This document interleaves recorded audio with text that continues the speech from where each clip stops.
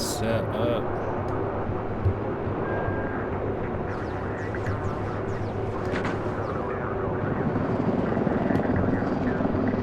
That's not what I wanted.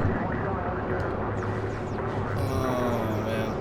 Is it possible to have it double screen like that? Like snap double screen? Because that would be dope. No, I don't want to maximize it. There we go. Alright. Yesterday, as mentioned, the Attorney General of New York made an announcement. Word of this impending announcement made its way to the internet the day before, and leftists were beside themselves with glee, hoping that it would be an announcement that Donald Trump was going to be arrested. Yes, that's really what they thought was going to happen. What they got instead perhaps wasn't quite as good as that, if you're a leftist, but still a nice treat, I suppose. Take a listen. Just a few minutes ago, my office filed a lawsuit against the National Rifle Association to dissolve the organization in its entirety for years of self-dealing and illegal conduct that violate New York's charities law and undermine its own mission. Yes, dissolve the NRA. That's what she's trying to do. Months out from an election, dissolve the NRA. Call me cynical, but this seems to be just a tad political. Just a tad, maybe. That's all, just a tad. Now, here's more from an NPR report. It says Attorney General Letitia James claims in a lawsuit filed Thursday that she found financial misconduct in the millions of dollars and that it contributed to a loss of more than $64 million over a 3-year period. The suit alleges that top NRA executives misused charitable funds for personal gain, awarded contracts to friends and family members, and provided contracts to former employees to ensure loyalty. Seeking to dissolve the NRA is the most aggressive sanction that James could have sought against the not-for-profit organization, which James has jurisdiction over because it's registered in New York. That's why she thinks she can dissolve the entire organization. James has a wide range of authorities relating to nonprofits in the state, including the authority to force organizations to cease operations or dissolve. The NRA is all but certain to contest it. The NRA said in a statement that the legal action was political. I think they're probably right about that, calling it a baseless, premeditated attack on our organization and the Second Amendment freedoms it fights to defend. We not only will not shrink from this fight, we will confront it and prevail. Oh, I'm sure they will. Oh, I'm certain they will. We're not really diving too much into what specific charges we have here. But from what I can tell, the NRA has been implicated in a 2-year investigation, and we have a lot to find out. You know, there's not enough information to go out right now, but from what I can tell is that we're not going to dive deep too much into the allegations against the NRA. We're gonna probably talk more about whataboutism. Like, what about the Planned Parenthood, which, you know, is a conservative agenda for a while now. Still one for a while.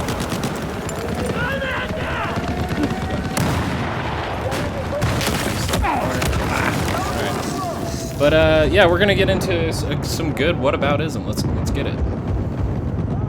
Now, I have no real opinion personally about whether the NRA is guilty of these things or not. I certainly am not going to take the word of the Democrat Attorney General of New York, nor of the media, when it comes to this. But you know, I don't know what they've done or haven't done. What I will say is this: first of all, New York. There's not enough information about the allegations or the any of that. You know, 2 years of investigation, you're probably not going to see the actual evidence until the trial begins. But I'm sure there's some documents out there alleging exactly what, I don't know if they call it the CEO, but the current president of the NRA seems to be implicated in millions of dollars being fraudulently moved around.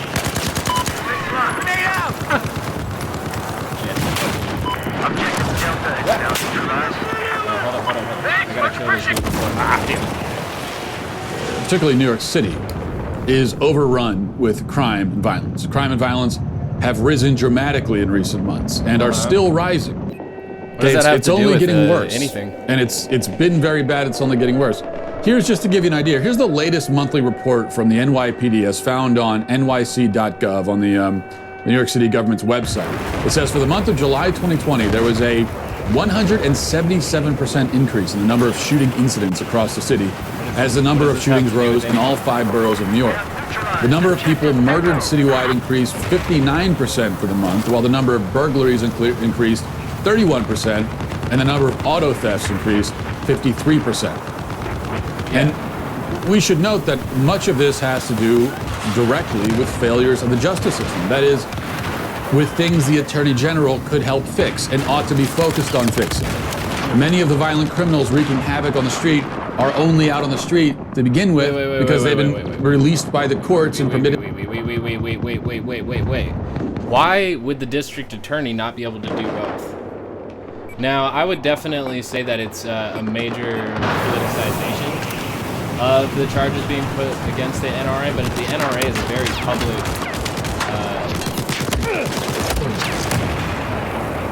It's fairly public, and you know this would have flown under the radar had it been many other organizations, but it being the National Rifle Association, it's hitting national and possibly even international headlines.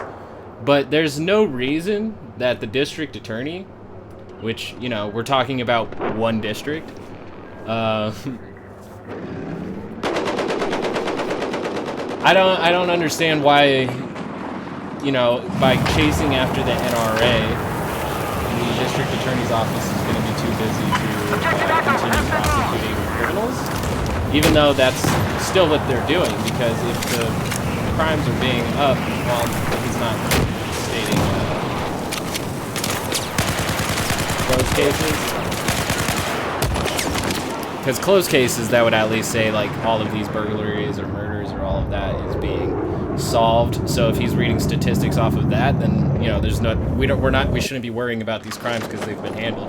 But I guess if he's talking about in the reporting of these crimes, it may have a lot to do with the defund the police movement that's been going on in New York City, because we've seen the same thing happen in Seattle. So it's not necessarily a correlation with the failings of the justice system right now, because the failings of the justice system have been working for decades. You know, it's not, this isn't a new phenomenon. The new phenomenon as of late is to me stepping back because of the defund the police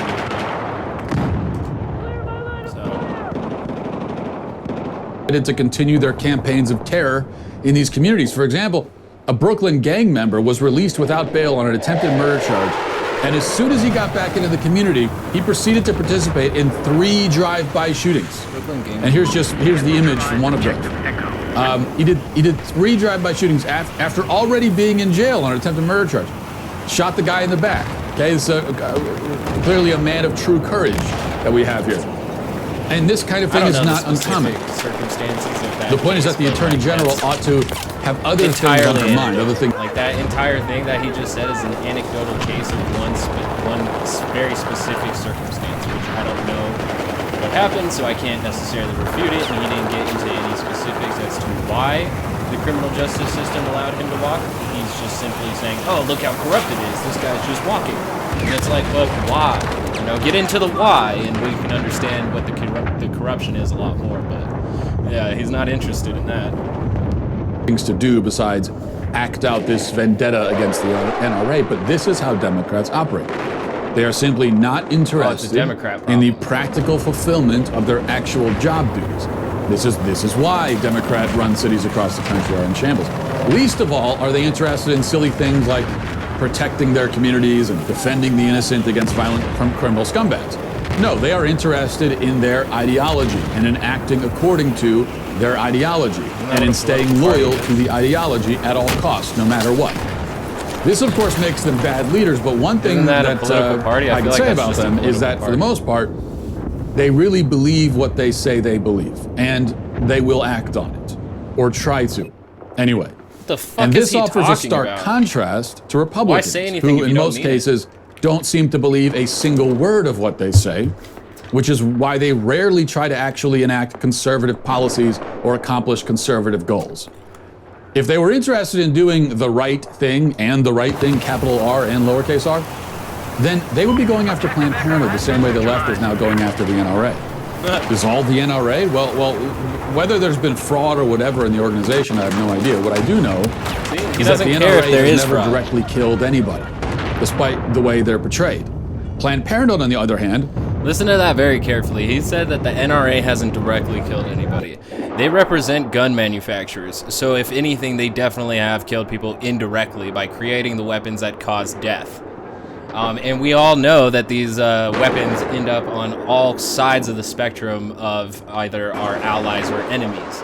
So let's not pretend that the NRA is some altruistic, completely moralistic fucking organization. It's anything but. It's an organization made to lobby for gun manufacturers and their agendas and making sure that there isn't efficient or sufficient, just good gun control in America. They want to keep it as open, free market as they can, but, you know, since Columbine, we've been having to close in on that gap because it's just kids keep getting their hands on guns and shooting up their schools. So... the only time the NRA has effectively helped with gun control and taking away people's guns was the Black Party, or the Black Panther. And that's a redundant point that everybody makes, but it's true. Kills over 300,000 humans a year. 300,000 humans a year, and they do it with the help of $500 million in tax money. Why don't we dissolve them? Planned Parenthood should be harassed and pursued constantly by conservatives the way that the NRA is by leftists. It is. Planned Parenthood certainly deserves it. And that is, to put the matter, I think, quite mild. In certain states, especially Republican-run states, there's like a handful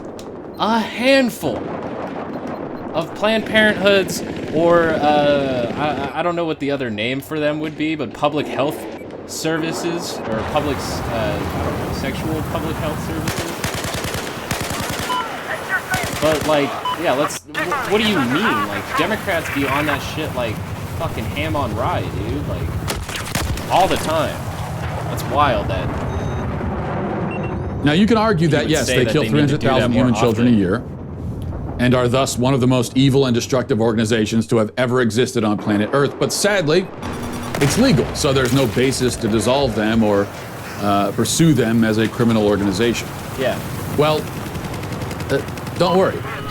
Planned Parenthood commits plenty of crimes, too. Crimes against humanity, like the mass murder of children, and also crimes according to the law books. All right. Planned Parenthood has committed... and, you know, people are going to agree on this, because I don't think abortion is murder. It's much more complicated than that. You have a significant window before a human being is actually born.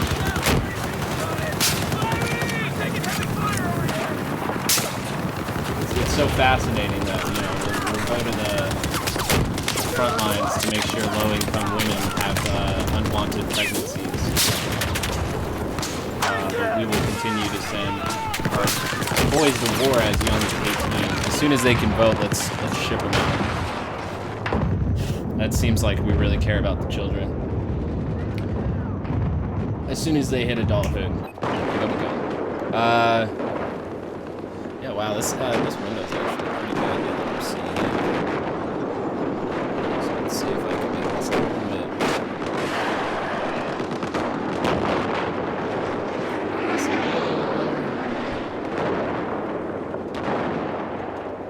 Doesn't look like it. God. Why is this shit so massive?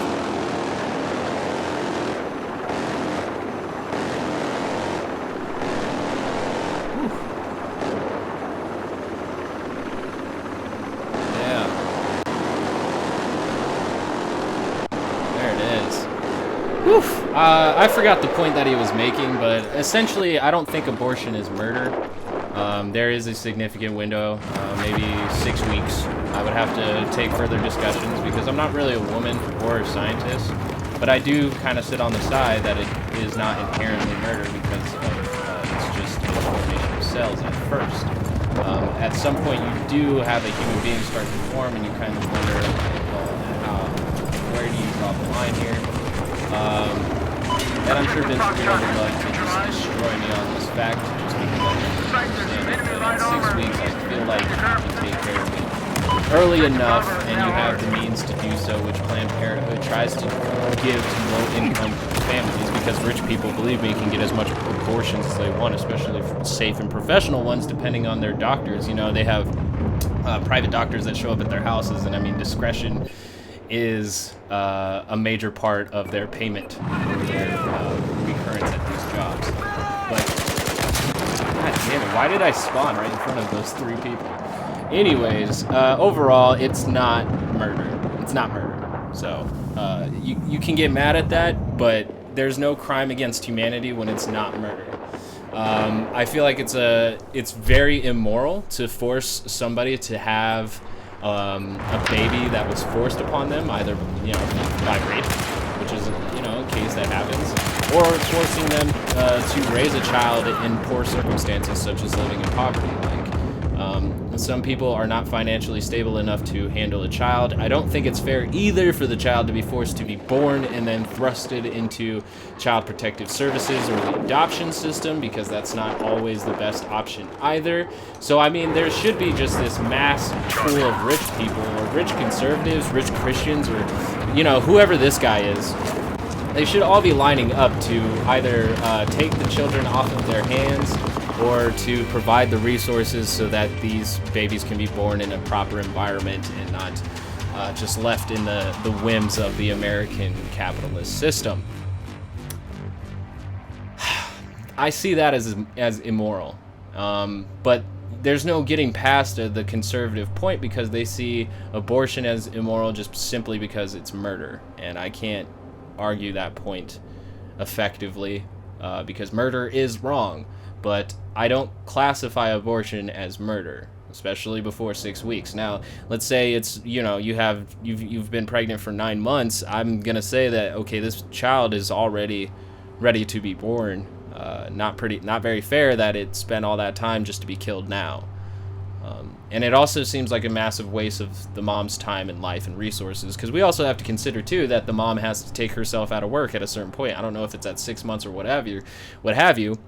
Maternity leave is very normal in Europe. It's very rare in America, unless you're already in a higher income middle class job. The lower income has so much disparity. I don't believe forcing them to have abortions is a good idea.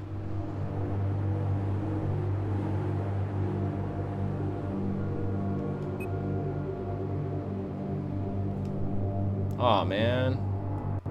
I really like that server. What maps do I not have?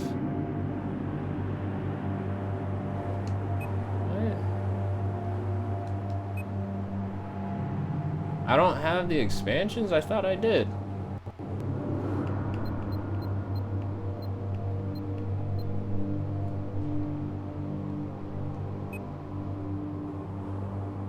I didn't get the free ones.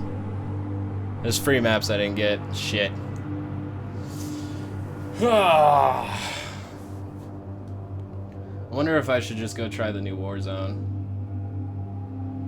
I fucks with Battlefield, but I should probably just go into the Warzone while these download. Or I can just wait for them to download. Let's see. Alright.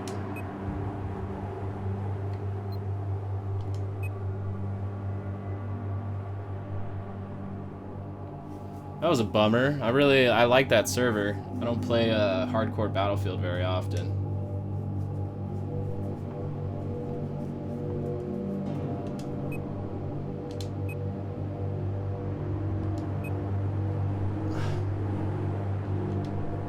Do they have to download?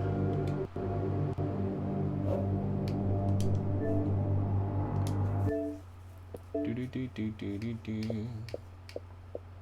Ding, ding, ding, ding, ding, ding, ding. Yep, there they are. Alright. Well, those are gonna have to install. That's sad. I like this server a lot. Now I gotta change the title of my stream.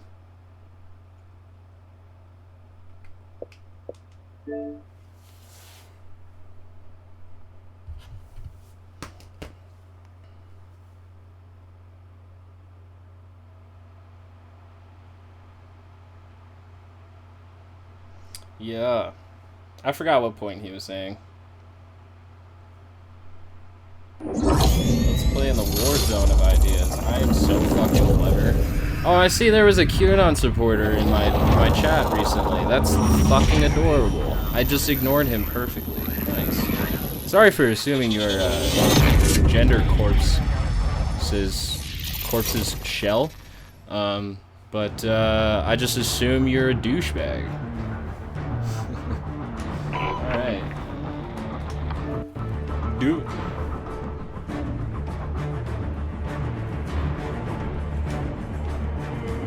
It's probably got to restart.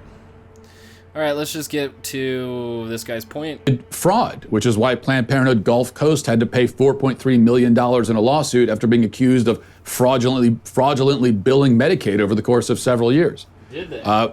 That's a crime. We talk about fraud, well, there you have it. Planned Parenthood employees across the country have also been caught on undercover video multiple times over the years expressing a willingness to turn a blind eye to rape and sex trafficking, as was revealed for just one example in a 2018 live action investigation. And of course, speaking of undercover videos, Planned Parenthood executives and other employees were documented on tape extensively by the Center for... That's fascinating. You can't see it because all you can see is the Warzone thing, but oh, it's fucking crazy. He said that, you know, because we all heard about the thing with the child body parts and organs and this and that, but like it was basically a program for research and for donors, or also stem cells. So it's just fascinating that he quotes what we know, because we did learn about the body parts and the organs, but the headline he showed, which I think was from Daily Caller? Let me rewind here. Oh, it's from the Christian Post. Even better. There's no biases whatsoever from the Christian Post. It says undercover videos expose Planned Parenthood's cover-up of child rape and prostitution. Now, that's very convenient because if you look in the chat, there may be a couple chats in there that says Trump 2Q2Q, which is 2020, quote unquote. And that's pretty fucking funny to me. It's really fucking funny to me, actually, just because of the fact that there's not been really any proof of the prostitution or child rape, but it provides perfect cover for the Agents intercepted comms traffic coming from the I want to watch this. Source of that chatter may be Victor Zakayev himself. I have to watch it. God damn it. It fits right into the idea of the human trafficking and child pedophile ring. It just fits inside the QAnon conspiracy theory, which also goes alongside with the evangelical conspiracy theory that Trump was sent by God in order to help Israel achieve autonomy so that Jesus would come down and begin anew on earth.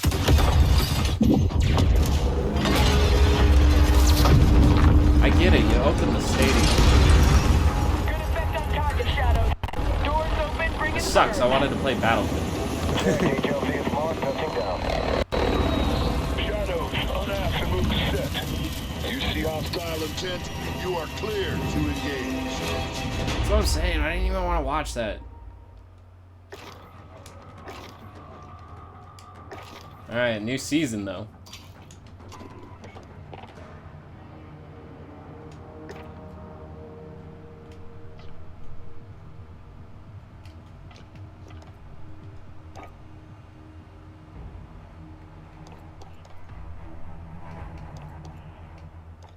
I feel like I should just do trios and find myself like at least a decent squad. I don't know how I feel about quads. That's a lot. Quads is a lot. Let's get back to the video, though. And of course, speaking of undercover videos, Planned Parenthood executives and other employees were documented on tape extensively by the Center for Medical Progress and Dave Daleiden across many locations trying to sell the butchered body parts of their human victims. Like on the black market? It is on video. You can see it for yourself. The videos were not doctored. They were not deceptively edited.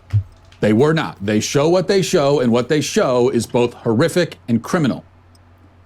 Has the NRA ever dismembered a child and tried to sell its liver for profit to a science lab? If so, I say dissolve them immediately. I'll be the first to stand and applaud as you do it. But I don't think they've done that. Really doubt. Planned Parenthood has. For profit. Not to mention, again, we can't forget the millions and millions and millions of human beings that this organization from the bowels of hell have murdered for profit. Yet they continue unimpeded. Not just unimpeded, but funded. What they are doing is funded by tax money. $500 million a year goes to them. What? And Republicans are it doesn't. responsible for that, in part. Have played an important role. Hold on.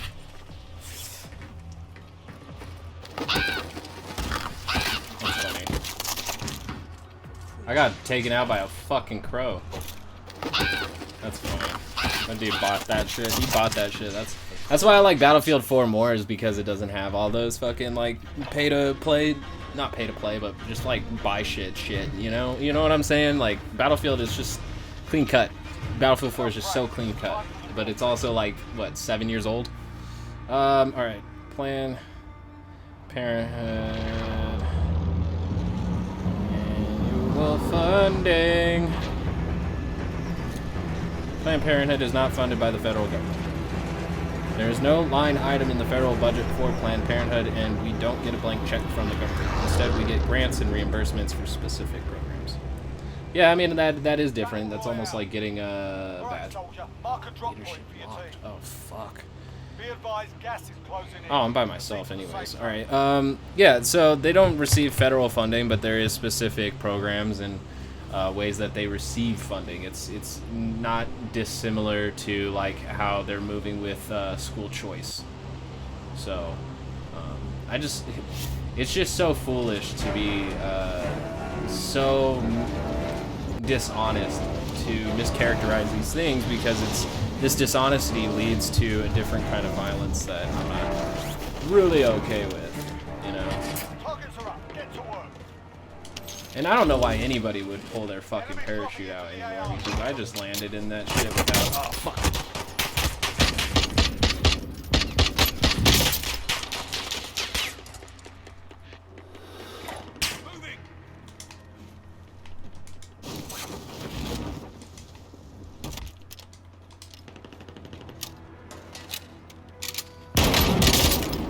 God damn it. Ah.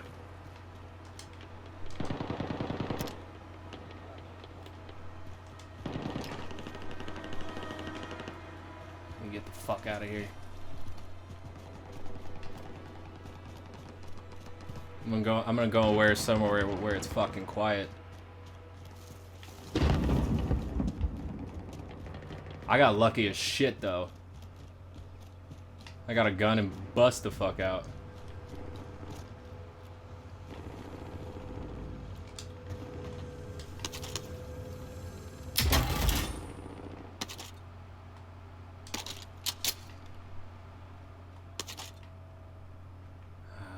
It's not good ammo. It's not good ammo at all.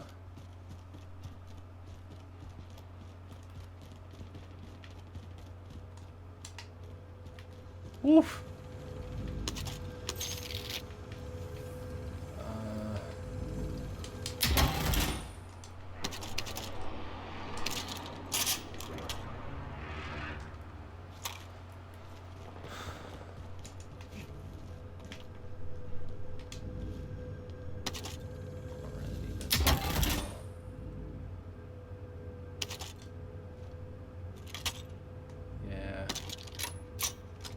Explosive Burst AR versus Silence SMG.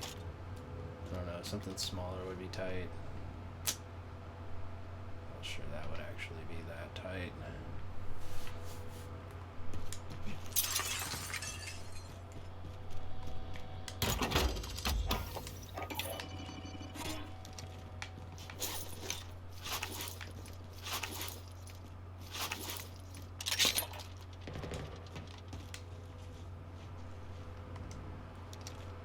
System deployed.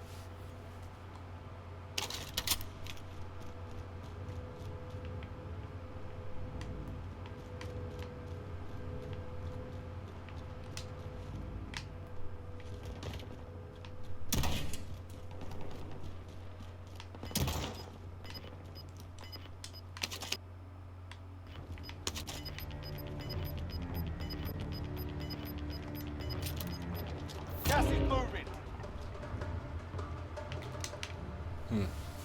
All right.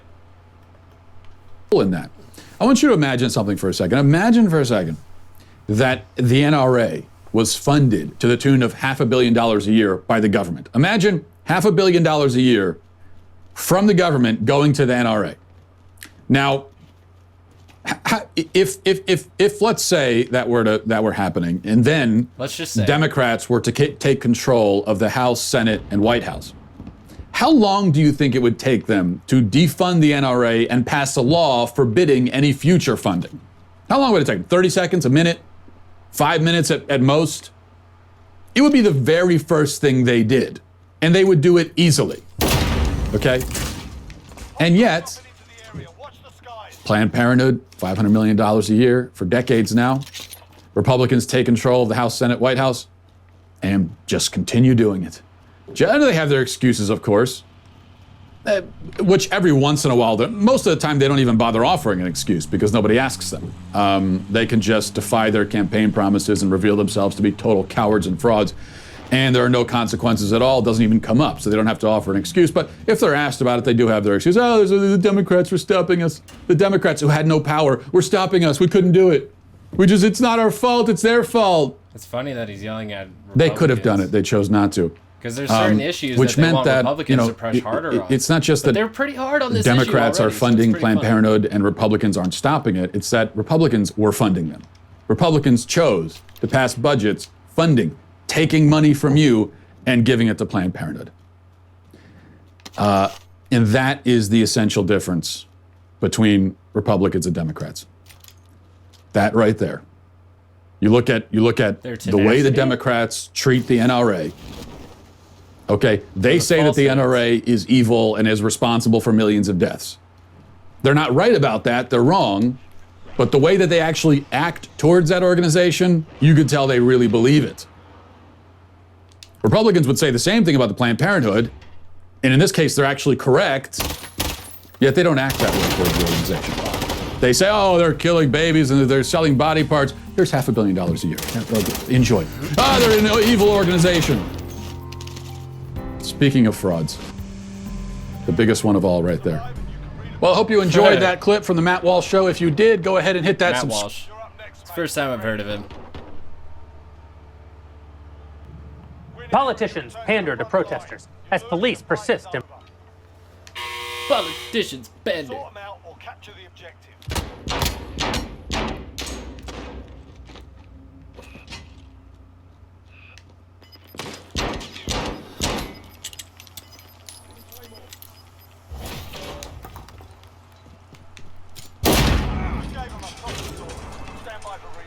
Yeah. I fucked that dude. I fucked that dude up. Okay, so meanwhile, Joe Biden, again, making gaffes that actually go to the heart of his campaign. So yesterday, Joe Biden suggested that black people are not diverse like Latino people. And again, he has said this like repeatedly. Okay, they're treating this as though this was a weird outlier, that it was just a brain fart from Biden. And let's be real, that man has a very flatulent brain. There's a lot of farts coming out of that brain, a lot of brain farts. And it could, enough methane to choke a horse. In any case, Jesus. this was not a brain fart. This is something that Biden has been saying repeatedly for years, which is that black people all think the same, according to Joe Biden. And he said it, again, just a few weeks ago when he suggested that you ain't black if you don't vote for Joe Biden. And then he said it a couple of days ago to the National Association of Black Journalists when he suggested that black people aren't diverse like Latino people, which is a very weird take. I mean, and kind of a racist take that your skin color defines how you vote. By the way, he doubled down on this yesterday. Like, there was a second clip of him saying exactly the same thing later in the day. It never went around because the media wanted to pretend that this is a brain fart rather than a key component of his entire campaign. He later that day, he said it again. He said black community does not think in diverse fashion, as opposed to Latino community coming from all different places, a lot of diversity within the Latino community, which is wild. I will acknowledge that members of the media actually kind of agree with Joe Biden. They do. This is why they speak of the black community as a monolith. It's also why the media have overtly stated that black should be capitalized in media coverage while white should not be, because black people are not diverse. They share a common history, which is a weird thing because Africa is incredibly diverse. Black Americans don't have a ton in common. I mean, they're most black. Like, he's missing the part where, like, a large portion of African Americans' history was deprived of them because of the fact they were brought here. Like, there's no history for them. They just got acclimated. Like, this country made them a monolith. Like, so, you know, while some probably have some written history or some proof of where they once hailed from or their ancestors had, but a large majority, I feel it would be a majority, lost it. They have no idea which nation, area, tribe, what have you. They have no way to know. And there's programs out there to try and trace the genealogy, but it's yeah, he's missing a bit there. He's purposefully obfuscating that. Not sure because he knows his black audience is small Black enough Americans for him to are make centuries that claim. removed from. Like, he's able to make that claim because he doesn't have a very large African American audience, or because white people wouldn't know any better, his fans wouldn't know any better. I don't know. It's pretty wild claim to just throw out there and not know that. Like, to not know that slavery erased history for a lot of people. That's very strange not to know that, Ben. Not even to just, like, at least mention it a little bit, too? Like, just to give it a little nod, because it is a fact, you know? And Africa. I mean, they're African Americans. Their ancestors of ancestors came from Africa, not voluntarily, obviously, to the United States. The black community is incredibly diverse. But the line of the media is that all... Wait, you need to connect the dot that them coming here involuntarily erased a lot of their history, and so for 200 years their ancestors were slaves, which, if you think about it, kind of creates a monolith, doesn't it? Kind of creates a whole class, doesn't it? All right. All black people are basically the same, and Joe Biden mirrors that. Here he was a couple of days ago saying that. What you all know, but most people don't know, unlike the African-American community, with notable exceptions, the Latino community is an incredibly diverse community with incredibly different attitudes about different things. Unlike the black community, where everybody thinks... In the past 200 years, they have been building nations south of the border.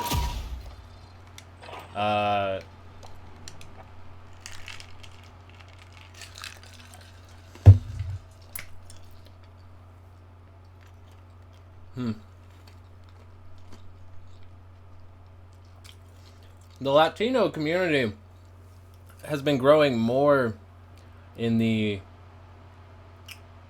19th, 20th, and 21st century. But those nations have had sovereignty a lot longer, so they have closer roots to home. And I feel like most of the majority of them came actually during the 1900s, so the 20th century and the 21st century, larger numbers than the 21st, I think. I believe so, but we'll see. I think the numbers are only going to grow in the 21st century. So Ben just leaves out specific historical material here that is pretty important to understand the monolith that we all created. These monoliths, we come from these nations that put us into a homogenous category, right? So, just why are you ignoring it, Ben? Seems pretty convenient just to dunk on Joe Biden when there's plenty of shit to dunk on Joe Biden about.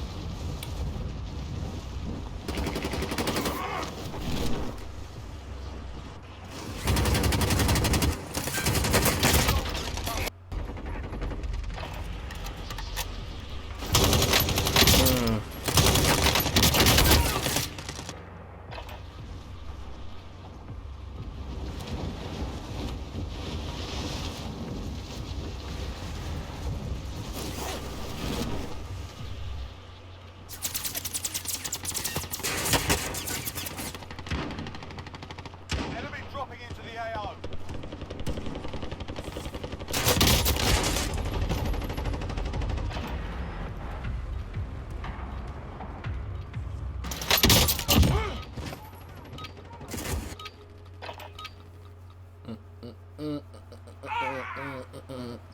Buy followers, never.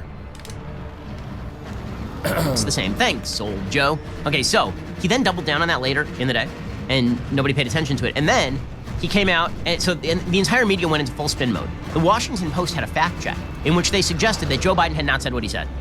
Not kidding. They did a full fact check because Trump said he's saying all black people think alike. And the Washington Post was like, he didn't say that. He just meant like in terms of point of origin, which of course is not what he said at all. And then Joe Biden stepped on them. He put out a statement via Twitter saying, early today, I made some comments about diversity in the African American and Latino communities that I want to clarify. In no way did I mean to suggest the African American community is a monolith, not by identity, not on issues, not at all.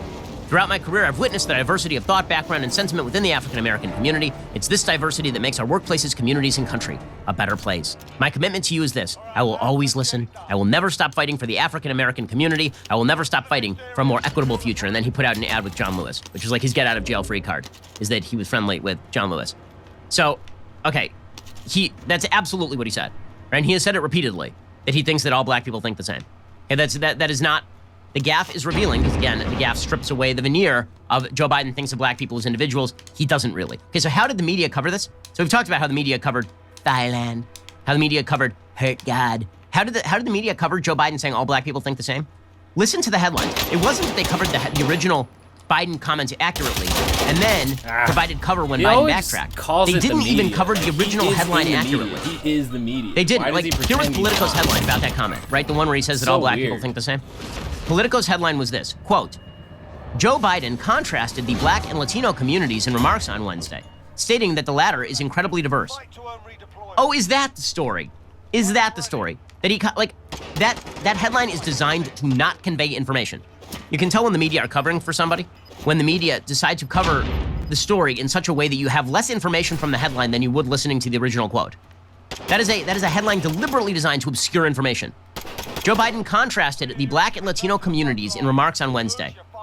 So that sounds like, I mean, that's completely innocuous, right? I mean, just he contrasted them. And then they didn't focus in on what he said about the black community, which is that they are not diverse.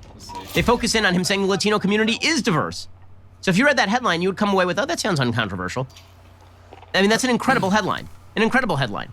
And the media response to this is patently crazy. I mean, Joe Scarborough said on MSNBC, here's how Scarborough covered it, quote, Biden made that argument inartfully. He didn't need to include the African American community in the discussion, but he does seem to recognize the Latino community is not one giant monolithic community. So by putting the focus on what he said about Latinos, you completely ignore what he said about African Americans. That's the goal of the media coverage here.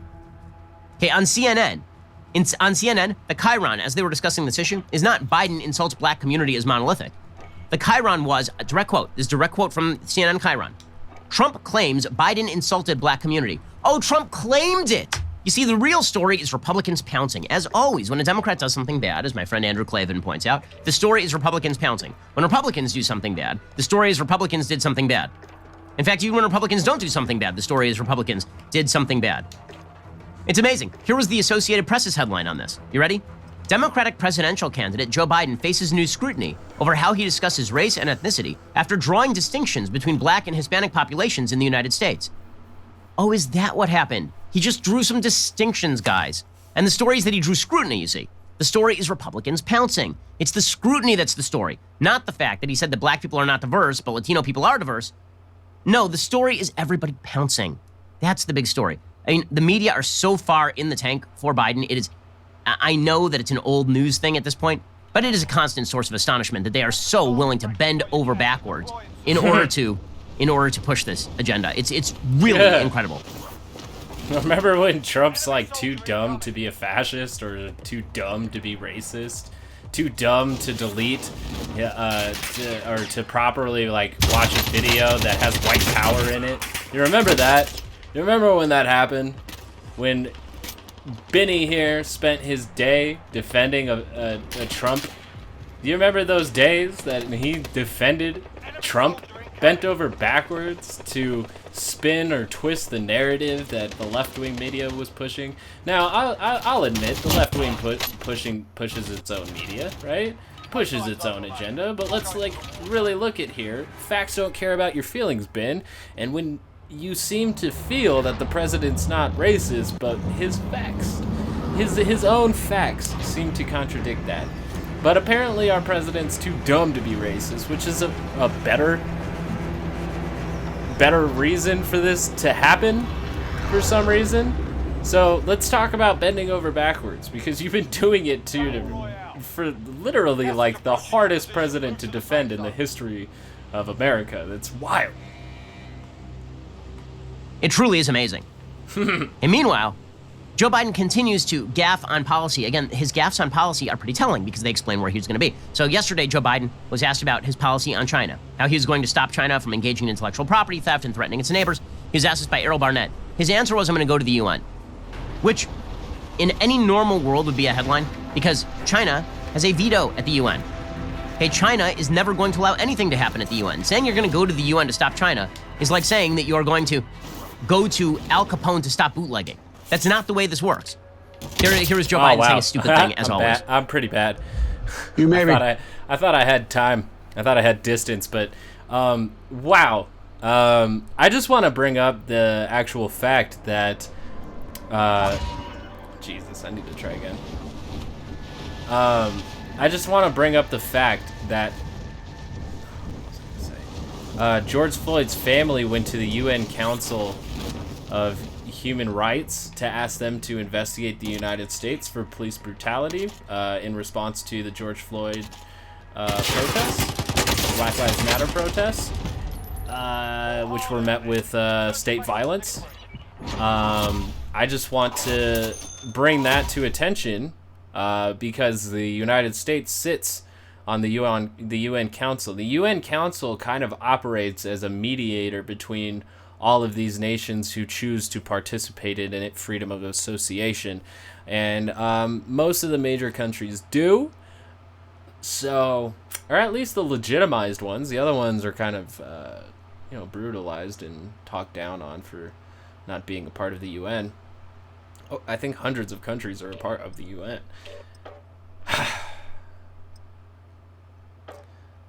But it is political theater in a way, because there's never seems to be anything done by the UN. It all seems to kind of be like this superficial posturing all the time. But it is what you do. When you see human rights abuses, unfortunately, you go to the UN Human Rights Council for investigation. It's what they do. They're supposed to be a third party in ways. You bring in other nations who are a part of the United Nations to investigate this, to look into it, or to bring it to hold other nations accountable. Basically, was the idea. Same thing with the international courts. I'm not sure how all of it works, but it's ridiculous to laugh at Joe Biden for bringing a complaint or something of that nature to the UN just because China sits on it. So that's just a dumb, lazy reason. Recall, I was the first one to say we should act and go to the United Nations with the Uyghurs. I believe the first one, period. we should be in the United Nations condemning China's action. They're concentration camps. They're concentration camps. You mean you're going to go to the UN and you're going to get a resolution? Where? From the Security Council, where China sits? I'm sure that's going to go. Wow, a resolution from the UN, huge, like enormous, Joe Biden, and he's the one who says he's tough on China. Yeah, I think not. How is that not a headline? That he thinks that he's going to go to the UN and condemn them at the UN.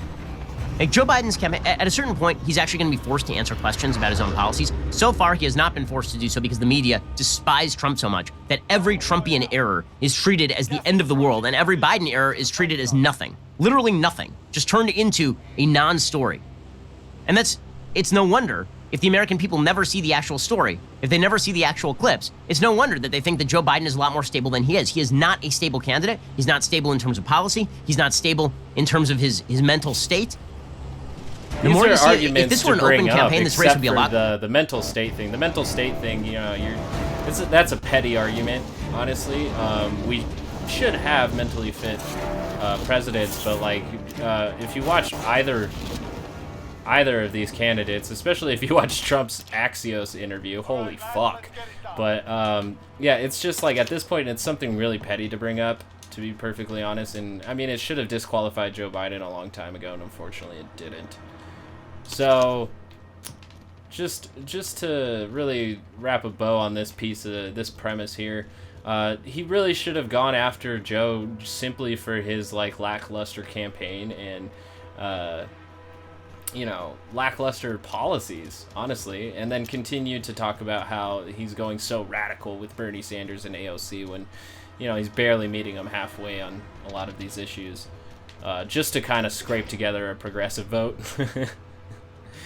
But, overall, Ben's not really attacking it right here because he's hopping on the trend train because it behooves him to dunk on Biden in this moment of weakness right here, which, Biden is paying for on all sides. It's making the people who are deciding to vote for him this November really regret it on top of all the regrets we already have. Like, I am having a hard time. I want to vote for Biden for the harm reduction. I feel like he would be a much easier candidate to pressure and push in certain agendas. But overall, too, he is not a good person, and it just sucks to have to vote for the devil or Little Nicky, But like everybody loves Little Nicky, which we should maybe should we have loved Little Nicky? I don't know, but I love that movie. He did end up being a different person by the end of it, but Jesus Christ, like overall, like Biden is the worst candidate that the DNC could be still backing. Like it's not too late. Just say like, you know what? Let's just not have Joe run anymore. Enemy dropping into the AO.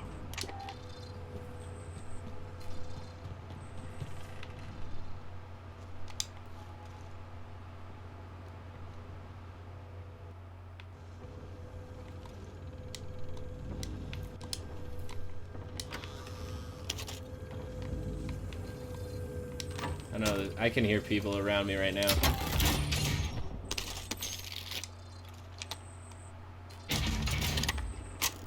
Yeah, this probably fucked somebody up.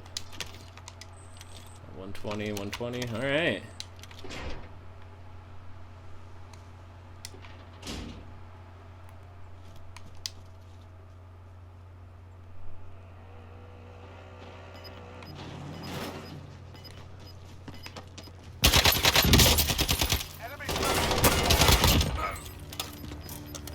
I really wish that guy did not shoot that much.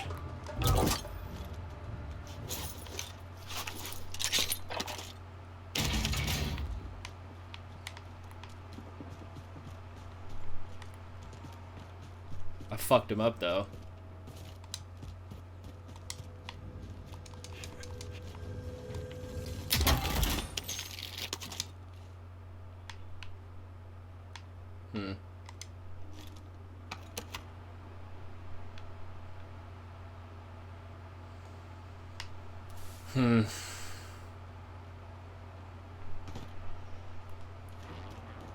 Stealth is kind of the name of the game here, but I'm not very good at Warzone regardless. You know? Closer because Joe Biden on the campaign trail would be gaffing like that every 35 seconds. Yep. Every 35 seconds. Not just the that's sort of true. mental acuity issues that he's been having, but simple statements that would be eating him alive. I mean, and he was always like this, guys. I mean, go back to like his campaign in 2008. He was going around a decade and a half ago, saying that Indian people run 7-Elevens, as though the only Indian person he'd ever met was Apu from The Simpsons. This is who Joe Biden is. The fact that he's considered a frontline, solid presidential candidate demonstrates how stupid everything is at this point. Facts don't care about your feelings, and it's a fact that the Ben Shapiro Show is the largest conservative podcast in the nation. Be sure to hit the subscribe button to stay up to date on all of our content. Oh man, I mean, Recon intel secured. Solid work. there's just so much to that bullshit, man.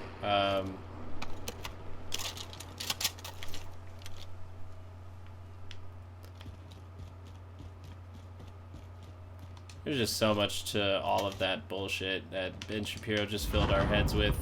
Some of it was a bit true, and it mainly has to deal with just how bad of a candidate Biden is. But overall, the him fucking up race relations really isn't something Ben Shapiro should be talking about. He fucks them up all the time, and then it has to have a specific blog post for him to apologize or half-ass apology. Like it's very shitty to hear Ben talk about race relations when like he doesn't have gaffes. He has almost purposeful acts of racism, and yet is able to pretend as if they are accidents or he didn't mean it in certain other ways. Yada yada yada yada yada yada. He's able to defend and obfuscate his position constantly.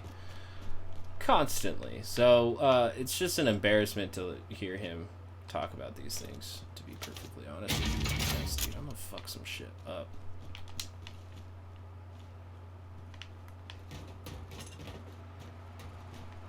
So this roof is loud as hell.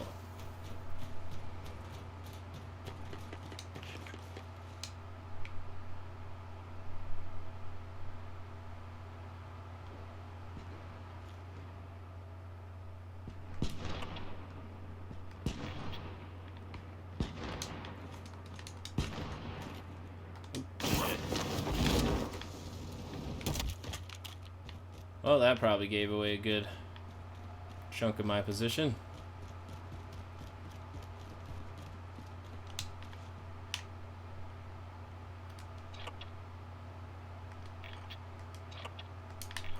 Okay, I'm not even heading in the right direction. Ooh. Let's see. I don't know if I want to take in another Planned Parenthood Joe Biden video. All right, I don't even know what this is one of my favorite stories ever. It's a pretty spectacular story. Mashable reports it, but it was all over the internet yesterday. Quote, what first seemed to be a tragic story, a professor was forced to work in person and later died of COVID, now seems to be a strange hoax. Multiple reports and information uncovered from online sleuths suggest the Twitter account Sciencing Bi, who claimed to be a bisexual professor of Native American descent, may have actually been fake. It appears it was the creation of Beth Ann McLaughlin, the head of a group called Me Too STEM, which aims to fight sexual harassment in scientific fields. In June, the account Sciencing Bi claimed on Twitter that her employer, Arizona State University, forced her to deliver lectures in person in April to 200 students, which led her to get COVID. On July 31st, McLaughlin announced from her Twitter account, McLinero, that Sciencing Bi had died from COVID-19. But ASU officials said it had no reports of a faculty member dying from the coronavirus, and that it never employed a professor matching Sciencing Bi's description. The university also closed its campus in March, so it couldn't have been classes in April. ASU spokesperson Katie Paquette told BuzzFeed News, we've been looking into this for the last 24 hours and cannot verify any connection with the university. We've been in touch with several deans and faculty members. No one can identify the account or who might be behind it. The account had apparently tweeted for years about their experiences as an indigenous woman, being LGBTQ in academic circles, and more recently, their long drawn-out suffering from COVID-19. Lots of folks familiar with this particular corner of science Twitter pointed out inconsistency with the stories, including in now inaccessible instances where they apparently used stock images to accompany apparent real-life experiences. McLaughlin denied she created Sciencing By out of whole cloth, but did admit she had access to the account. She claimed that as far as she knew, this account did die of COVID-19. She said she got that from a family contact. McLaughlin has reportedly declined to reveal Sciencing By's actual identity and also said she had met her in real life. After the alleged death, McLaughlin seemed to suggest they were in an intimate relationship, tweeting, looking at her side of the bed and crying. Just a lot of crying. I literally can do nothing. This is not the first instance of controversy surrounding McLaughlin. A March report from Science magazine detailed that McLaughlin, while hosting Me Too STEM, allegedly sidelined people of color and bullied volunteers, activists, and fellow leaders. In other words, this is a crazy lefty lady who was using all of the trappings and all of the hallmarks of woke culture in order to get ahead, in order to generate sympathy for an agenda that she was pushing. That says something about where the halls of power in America truly lie, does it not? You don't see a lot of people who are seeking power attempting to ape conservatives, like pretend to be a conservative. You don't see that a lot. You don't see a lot of people who want power attempting to be white. Right? That's not, you don't have reverse Rachel Dolezals. And that is an indicator of where power lies in a society, right? During Jim Crow, it was a fairly common and horrific thing.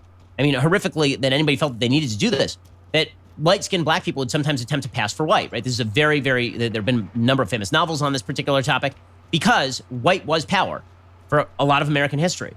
Well, now, there are not a lot of black people masquerading as white people, but you will see a Rachel Dolezal attempting to be black, and here you will see a professor pretending to be a bisexual Native American woman. The halls of power are replete with the diversity crew, and that is where people are attempting to pander in order to get ahead, which says something about where America stands. It doesn't say that America is deeply intolerant of diversity. It says precisely the opposite. We are so militantly in favor of diversity that we'll swallow any stupid thing put forth so long as you slap a diversity label on it. Thank you for tuning in to the Daily Wire, one of the fastest growing conservative media outlets in the country. If you enjoyed this video, be sure to give it a like and subscribe to our YouTube channel so you don't miss out on any of our content. What man? Just because people fell for something, that makes it...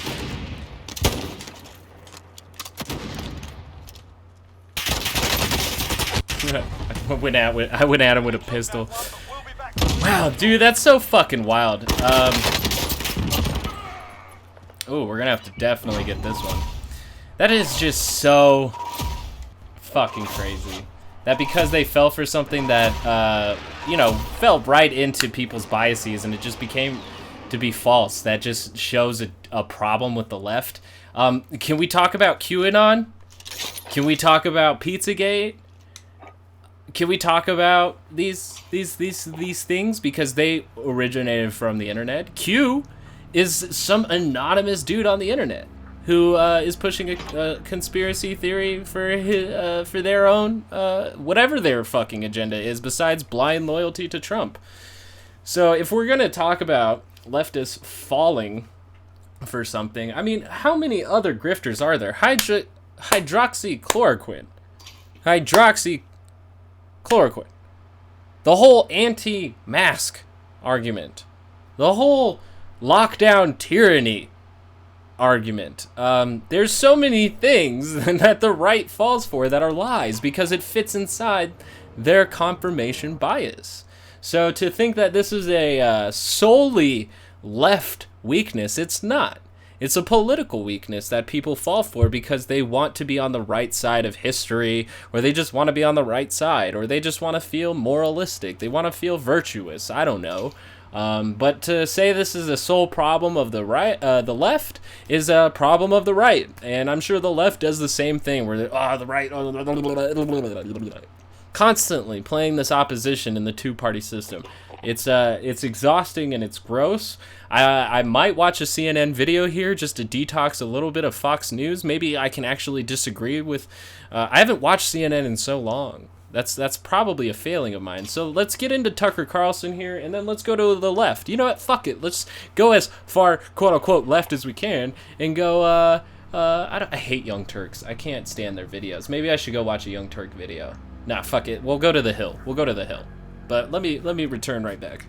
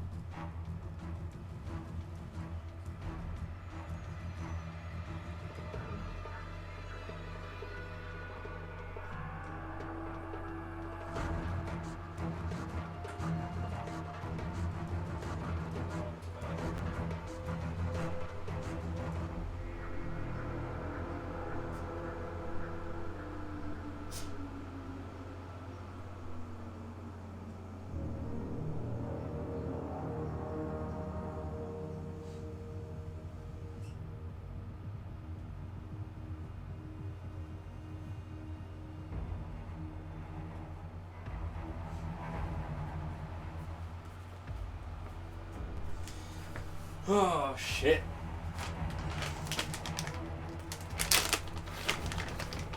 Gotta get a snack, too. Get your snacks.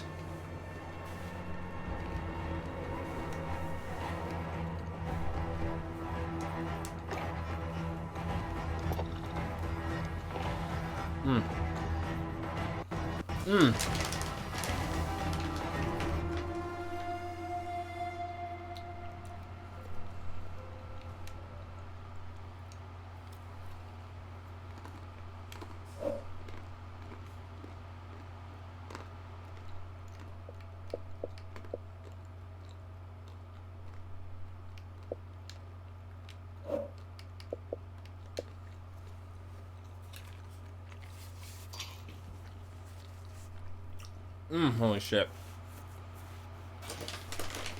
I'm pretty damn hungry then, huh?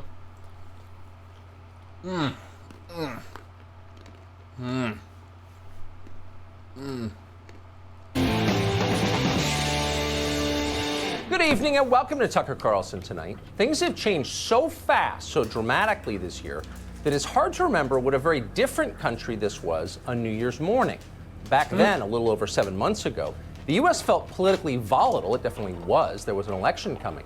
But it still felt fundamentally American.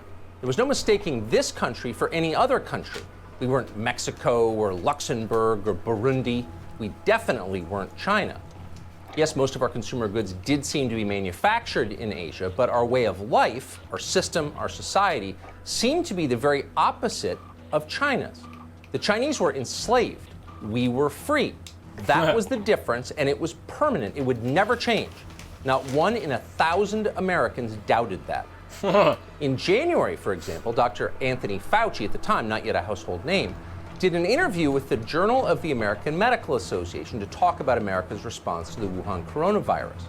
Fauci explained the authoritarian measures the Chinese government had taken to contain that virus.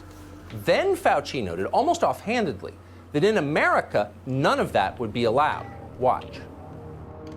They've not only shut out the traffic out of Wuhan, planes, trucks, buses, ferries, rail, but they've done it to a number of the surrounding cities. So rather than say historically it doesn't do much good, which is true, I think it's important to wait and see that maybe the Chinese, because of the state of their society, that they're able to do that. I mean, as you well know, there's no chance in the world that we could do that to Chicago or to New York or to San Francisco.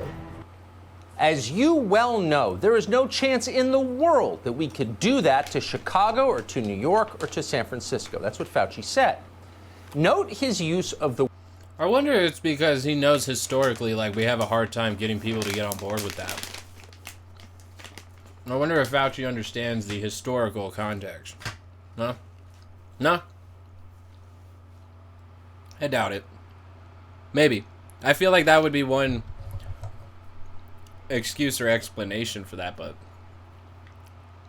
I'm not entirely sure because that's only like a part of his premise, right? We didn't get the conclusion of why we wouldn't be able to do that. He says so I guess I would have to go look it up. I don't know. Am I not able to play Call of Duty right now? The word to. The Chinese government was doing these things to its people, not for them. In other words, these were punishments, not remedies. And none of that would ever be allowed here in a free country. It just couldn't happen in America. Fauci's words seem quaint now, like a fax machine or a black and white photograph. Fauci himself has since become one of the most strident advocates of a Chinese response to coronavirus, but he's hardly alone in that. Yesterday, the mayor of New York announced that he plans to erect armed checkpoints around the perimeter of the city and use plainclothes government agents to follow citizens to their homes. It would have been impossible to imagine any of that in January. Yet de Blasio's announcement didn't seem especially... Yeah, because we didn't have a pandemic. And we didn't have like a virus so infectious. I think one person can infect 6 people, like on an average. There's a lot of, information that, old Tucky here is just leaving out. graciously, ever so graciously, because he cares about us, you know? Because he wants us to be well-informed and, you know, on top of our game, bro. He wants us on top of our game.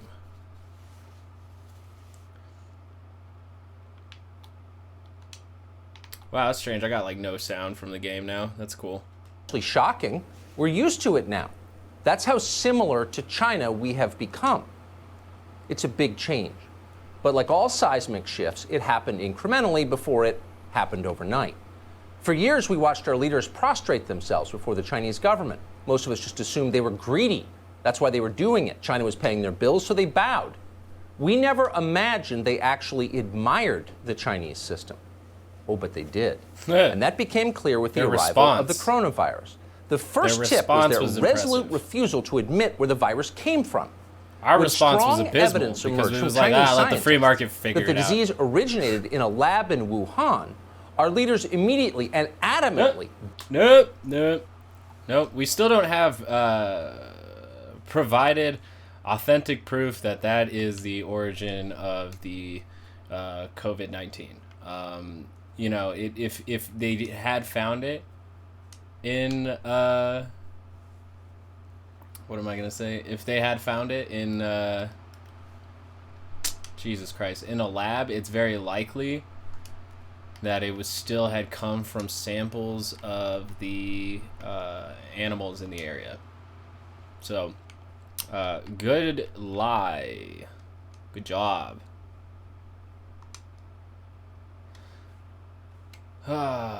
Man, that battlefield is taking a minute. It makes me sad because I was having fun with that one more.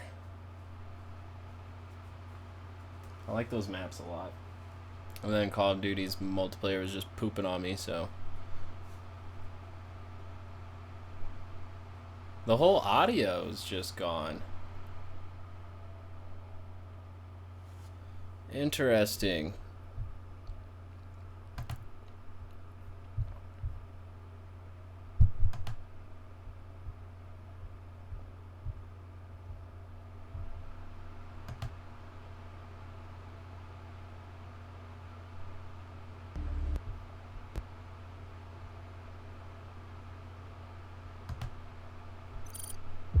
Nice.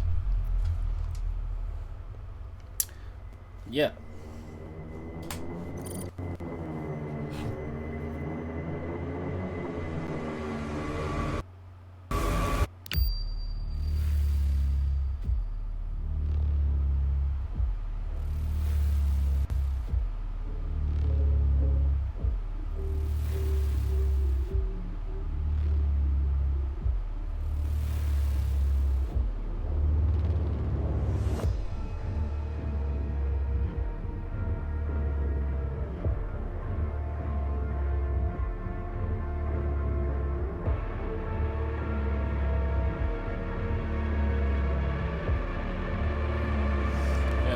Had to change it.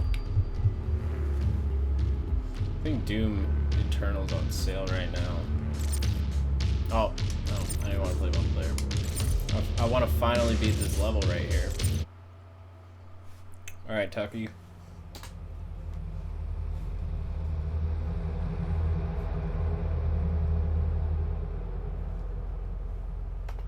Dismissed it as a conspiracy theory. They didn't want to know more. Their first instinct was to defend China. They didn't want the Chinese system discredited. That seemed confusing, but we soon learned why. The Democratic political activist Zeke Emanuel was among the first to reveal how the left planned to use the pandemic to change the United States. Here he is on MSNBC 4 months ago this week. Realistically, COVID-19 will be here for the next 18 months or more. We will not be able to return to normalcy until we find a vaccine or effective medications. Is all that economic pain worth trying to stop COVID-19? The truth is, we have no choice. Oh, the truth is we have no choice. Except in a democracy, we always have a choice. That's why it's different from an autocracy. In a democracy, on the big questions, the public gets to decide what the public wants. The people rule. That's the whole point of the American system. But the left had no plans to let the public decide anything. So instead, they issued resolute decrees. Remain at home, wear a mask, do not congregate with others. No one asked voters what they thought about any of this. Democracy played no role in it. The orders came down, I can't believe, men with guns. I can't believe we're getting the outcome of the lockdown narrative, right? That we were sold this idea for like a fucking minute. How the lockdown, and like Republicans refuse to do it because they don't think it's that serious. But here we are, because the Democrats took the public's health more seriously than Republicans did. They are seen as the fascist, authoritarians. Like they're able to spin that narrative in this direction, which. I mean, this is loud as fuck, right? They're spinning that narrative in that direction so that they can have this opposition right here, right? You're seeing it now being used. They built the idea that the lockdown was unnecessary, and the Democrats said the lockdown is very much necessary. We should do it. And because of that, right? Because of that, now they're the tyrannical ones. Now they're the ones who side with China and are pursuing the rhetoric of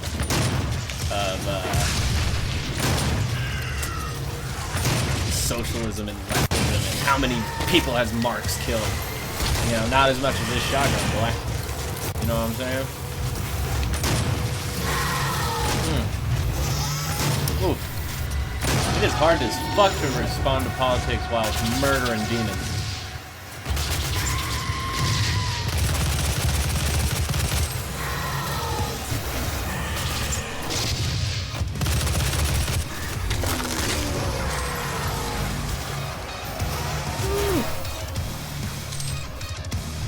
Enforce the orders, the government used sophisticated technology to track down anyone who disobeyed them, just like in China.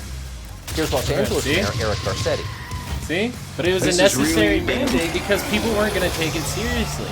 Just like back in 1918, they had to do the same thing because otherwise people would not do it. It's mandating. Mandating is the least efficient option, right? Education is what you want to do. You want to educate people as to why they should do the right thing. But if you force people to do it without education, they're not going to understand and they're going to rebel because they're going to see, well, there's, you know, I have evidence that refutes it because, and this evidence fits what I believe. Like this, oh shit, dude, holy fuck. Wow. I have not been able to beat this fucking level, man. Like, and it's not even that hard. No, it isn't. Holy shit.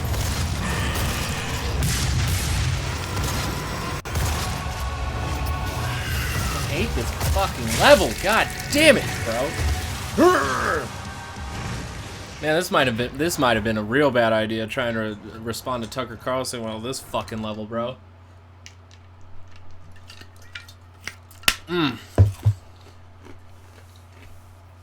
But we also have to look at the narrative that Tucker Carlson is further pursuing here, which is building on the idea that Marxists are coming to destroy America and install communism and merge with China, or just bring upon the apocalypse of America, end it all. You know, and I do see that in the left, a lot of ideas of, you know, burning the whole thing down so a phoenix may rise out of the ashes. That is the extremist position, I would say. The more moderate position is the social democrat position, where they think that, or the now democratic social position, where they use legislation and moving the Overton window of politics further to the left so that these ideas are more acceptable and then we can pursue them harder in the future.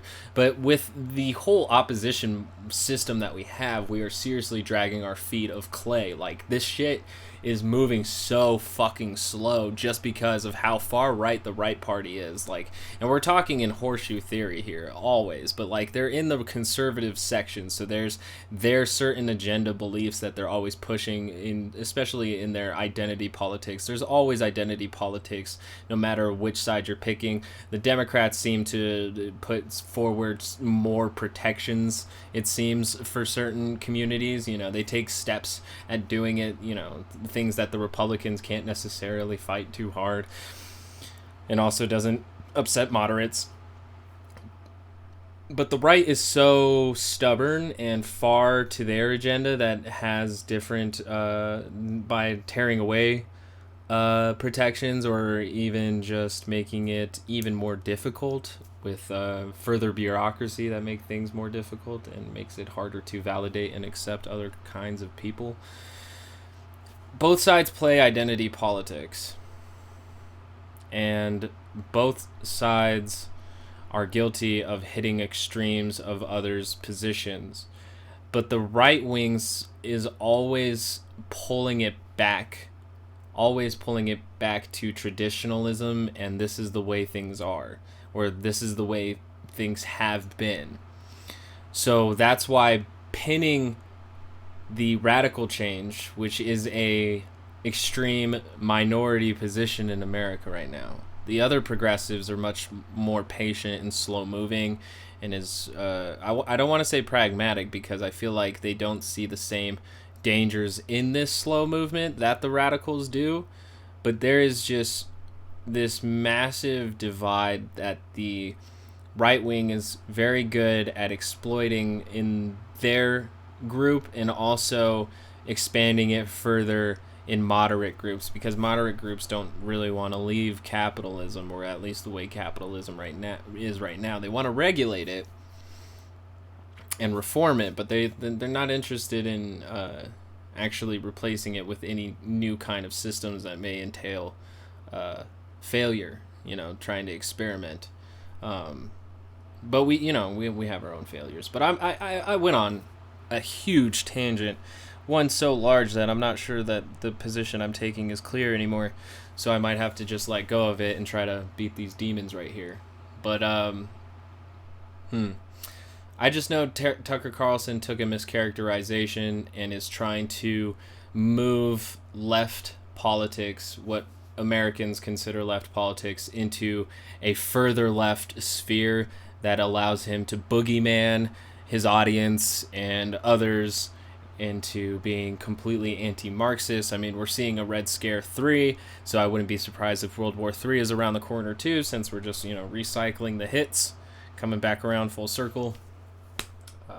But yeah, I think what's always important is looking at the narrative. What exactly is it, the story that they're building, and what the response can come out of that. But the narrative is always more important to understand than the actual little events.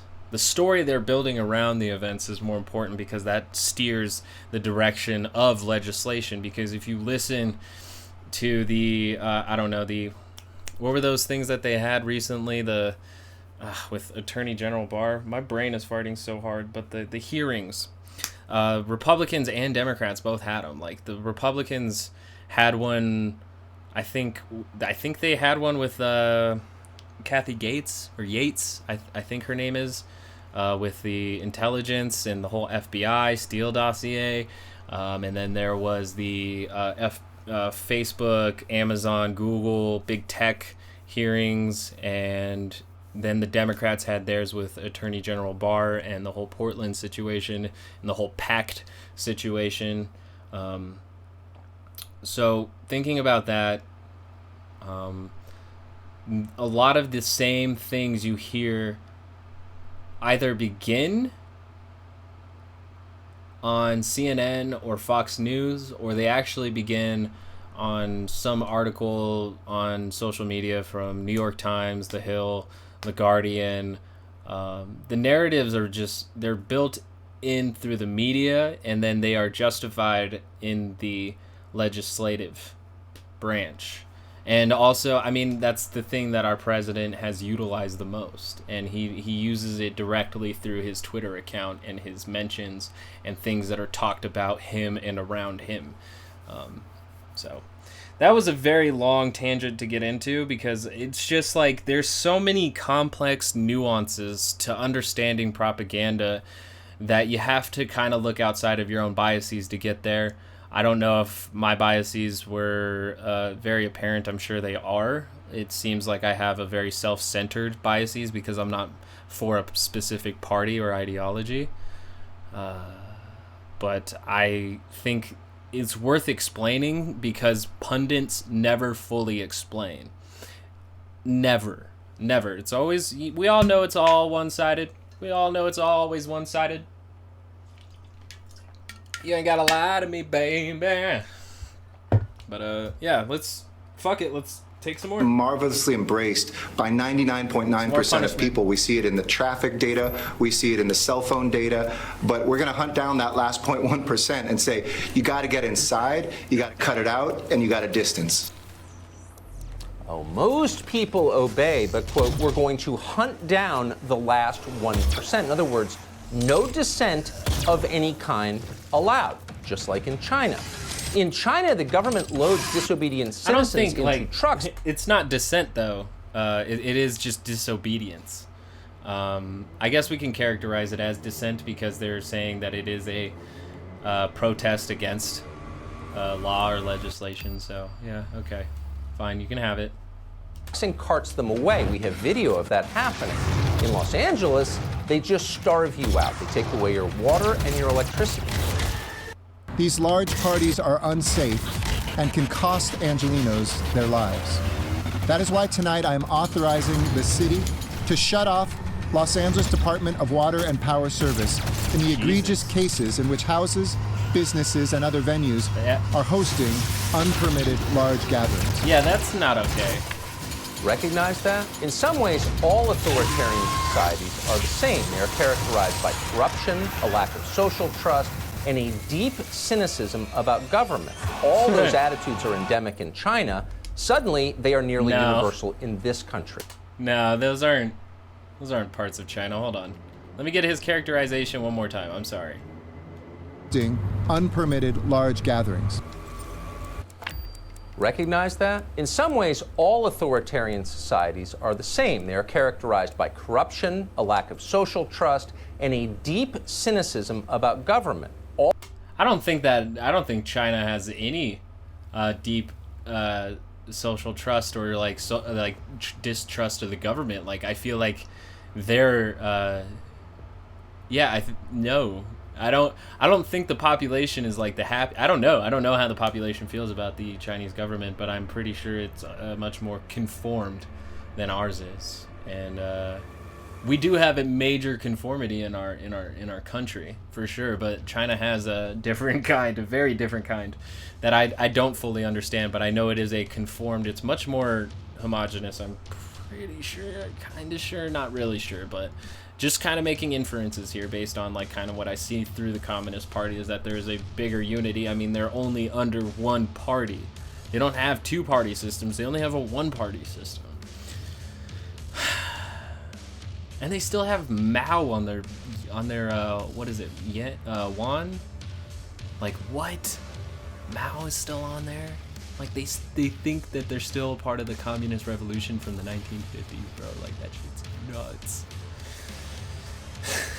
It's different. It's very different. And I don't think their associations apply here. America hasn't had that kind of revolution, I don't think. There was a battle of oppression back in our Civil War, right? But it was fought for others' oppression rather than it's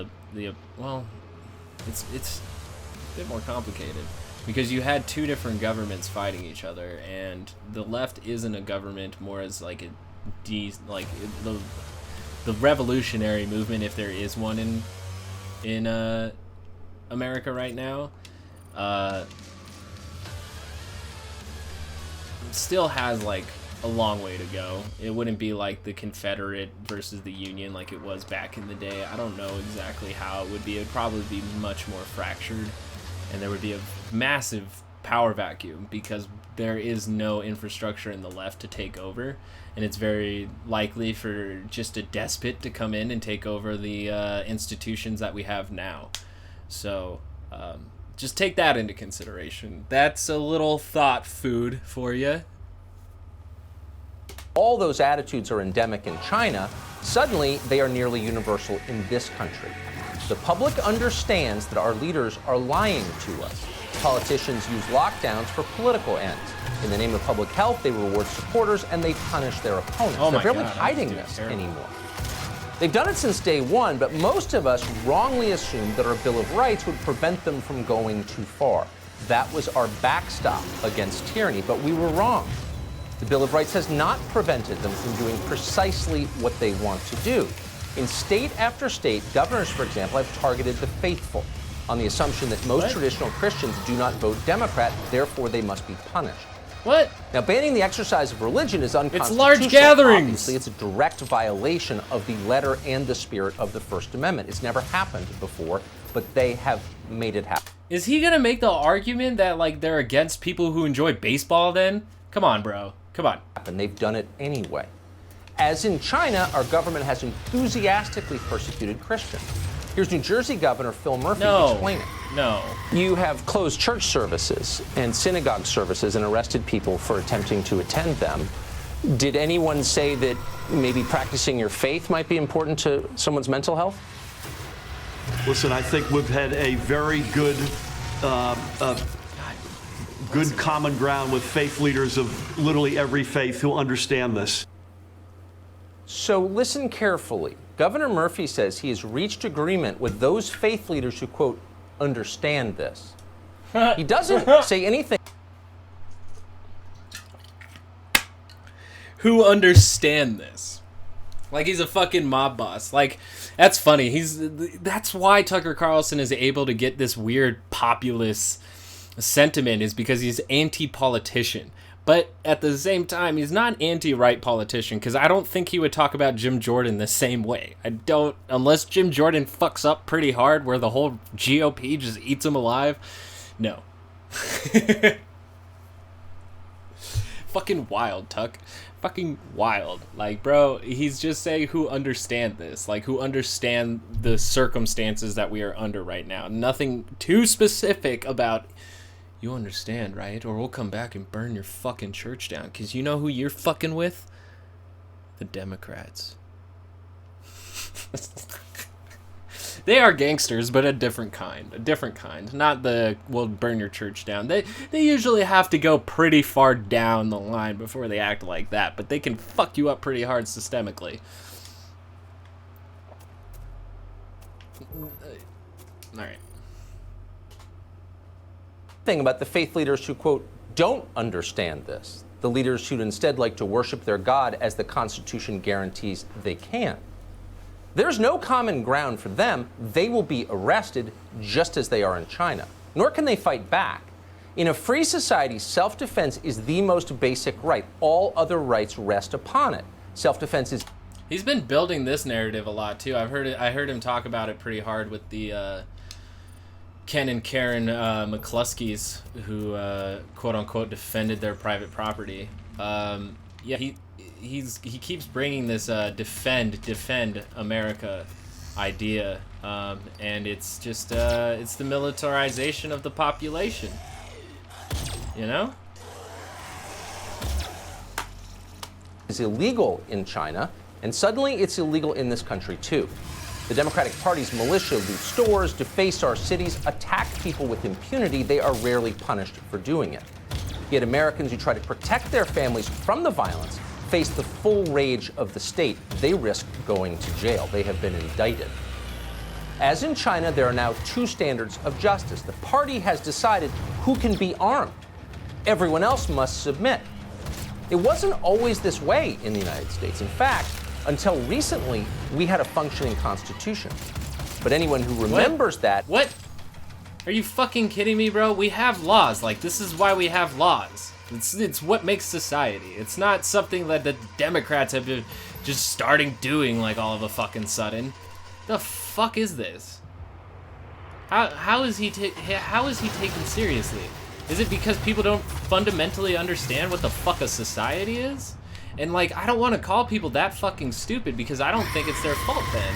I would have to say it's the fault of the public school system because it raised all of us. And you know what, to be perfectly honest, what was it? The private school system's not gonna fucking save us.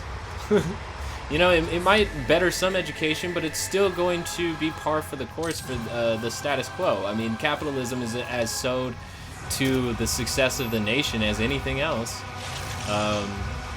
Yeah. Wow. Wow, Tucker. Wow. That is a threat to the state. History itself is a threat to the state. In China, there is no history. Like religion, the past is purely a political tool to be shaped by temporal leaders seeking to protect their power. In place of God, the state offers secular cults in which citizens worship party-approved political martyrs. Doesn't sound very American, but suddenly it is. We are here to honor George Floyd. For those who wish to, we will now kneel for our moment of silence. Okay, well, that was dog shit. Like, they're a terrible party. They're a shit party. I can't. Tucker's got me on that one, bro. Anyone who challenges the cult, who refuses to join it, who won't kneel before it, is punished.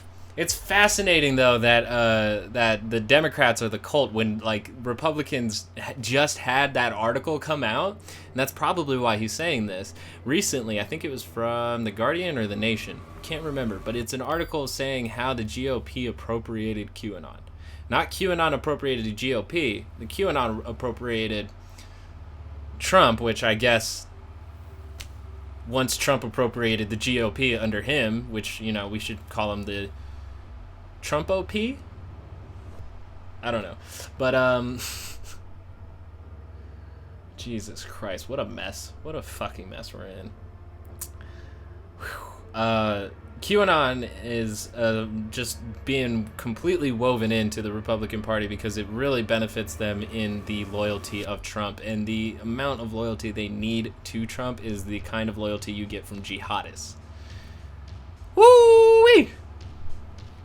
That's what QAnon's doing, and defending this rhetoric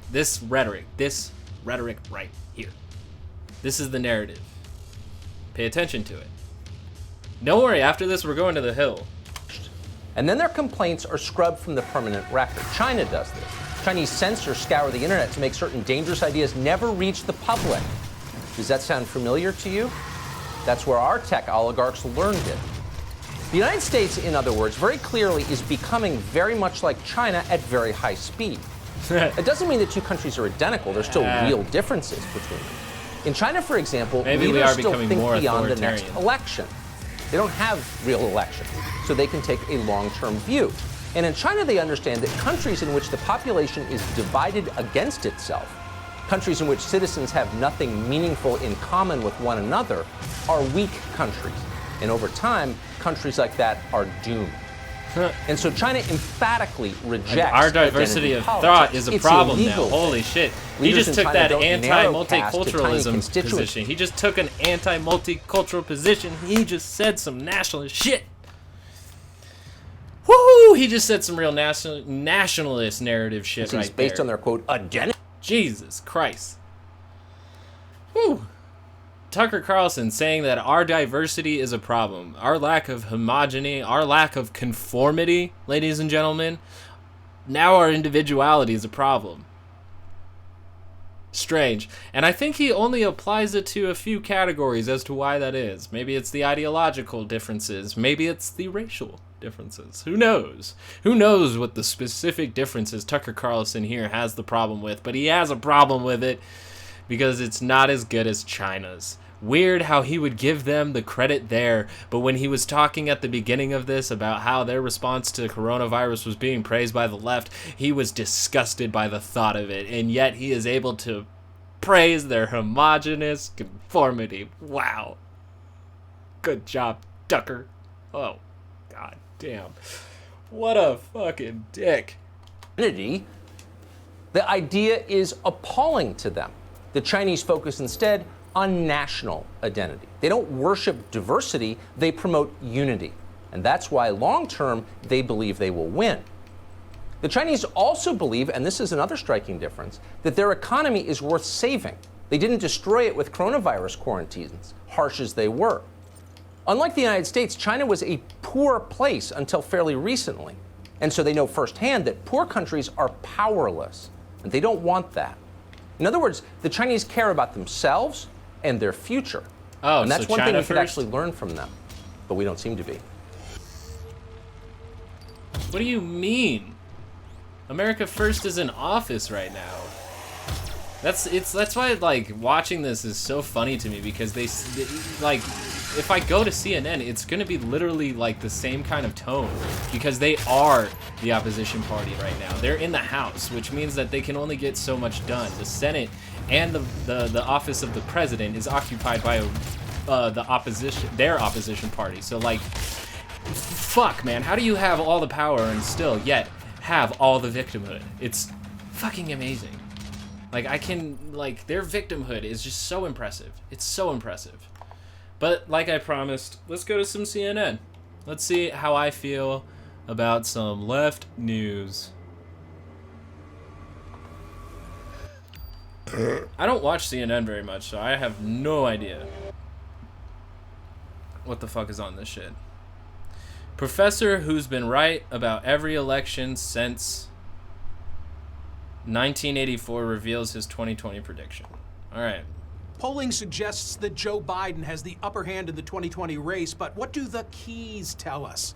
An American University history professor who has called every race correctly since he began in 1984 has made his forecast for the 2020 presidential race known. With the final day of voting 87 days away, how can he be certain? Professor Alan Lichtman developed a presidential prediction model of 13 keys, the key factor that helped determine whether the incumbent party in the White House will maintain its hold with 13 simple true-false statements. He correctly predicted President Trump's victory in 2016. My system, which is based on patterns of history, as you know as well as anyone, does predict that this is a bad Democratic year and the Republicans should win, which means Donald Trump should win. However, for the first time in decades, I have put a caveat on my prediction, and that is historical patterns can be broken. Donald Trump is a history-shattering candidate. We have never before seen a candidate like this with no record whatsoever of public service. He also prophesized that the president would be impeached, saying Democrats would only have a chance at winning in 2020 if they impeached President Donald Trump. We showed you the history, so what do the keys Only if they predict for impeach the 2020? bastard. Professor Alan Lichtman joins me now to discuss. He's the author of Predicting the Next President, The Keys to the White House. Professor, one asterisk. In the year 2000, you said Al Gore, and he did win the popular vote.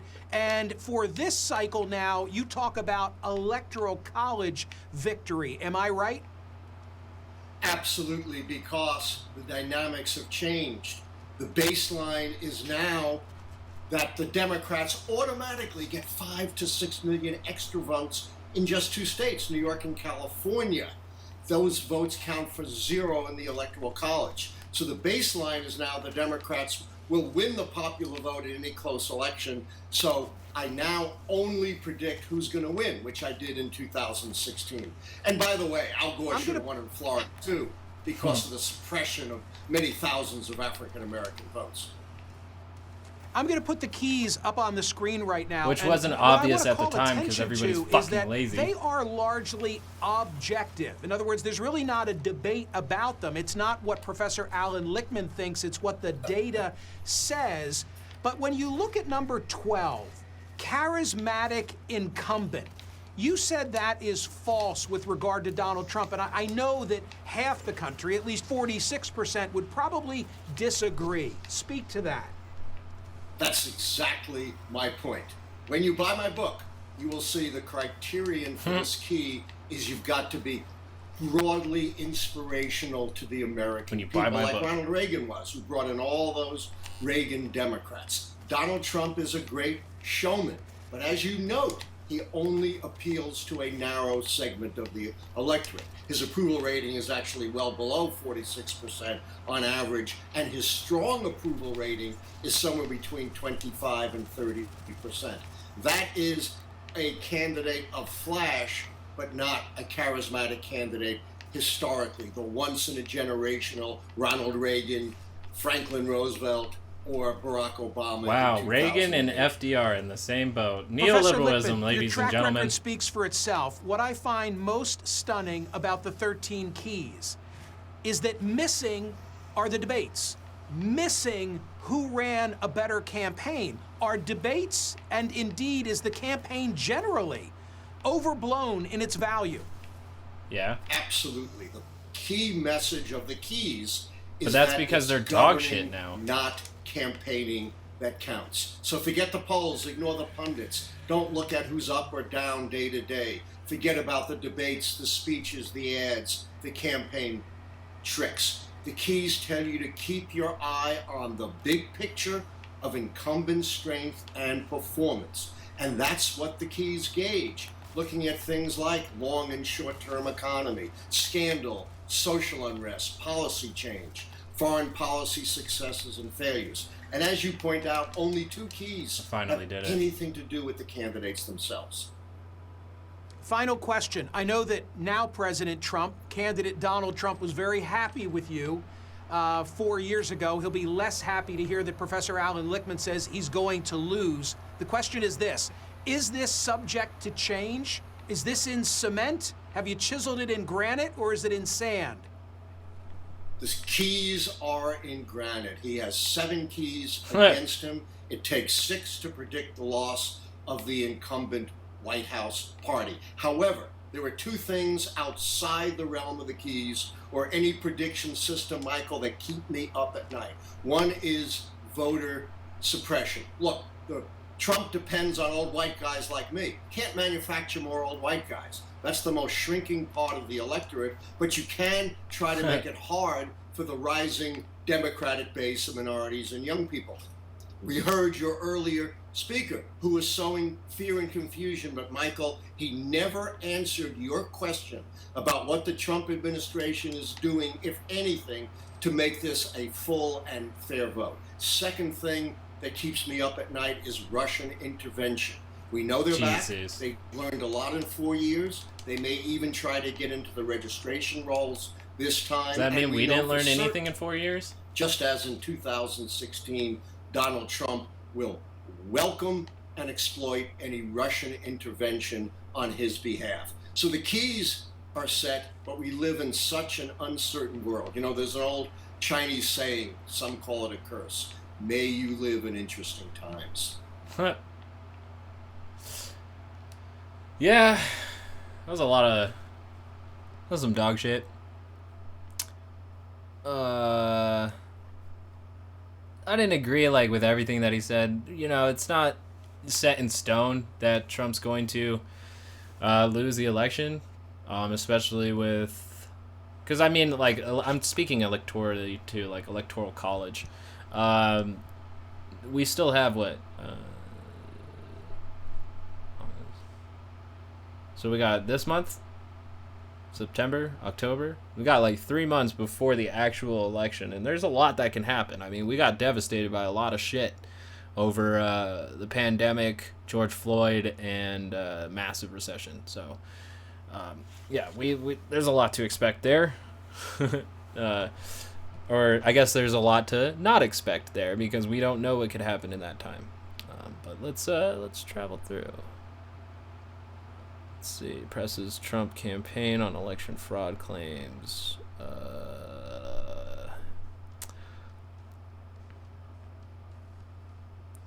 Let's see here. I don't know here. Andrew Cuomo, NY schools can reopen for in-person classes. Interesting. See what Cuomo has Experts said to this say week that here. if New York can't safely reopen schools, I don't have hope for any part of the country. So this is good news for parents and teachers, but I want to stress that whether they open in-person classes will be decided district by district. Here in New York City, schools will be offering both remote and in-person learning options for the fall term. And the chancellor here says they'll be watching the numbers like a hawk. And if the positivity rate for COVID tests reaches 3%, they'll be moving to remote learning for the entire system. It's back to the classroom for millions of students in New York.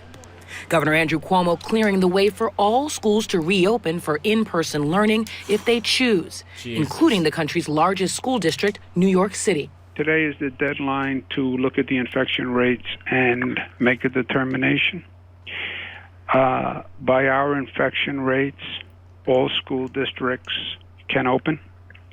Everywhere in the state, every region is below the threshold that we established. Oh my God. New York was once one of the highest risk states in the nation, but now the COVID test positivity rate has hovered around just 1% for weeks, down from nearly 15% at the beginning of May.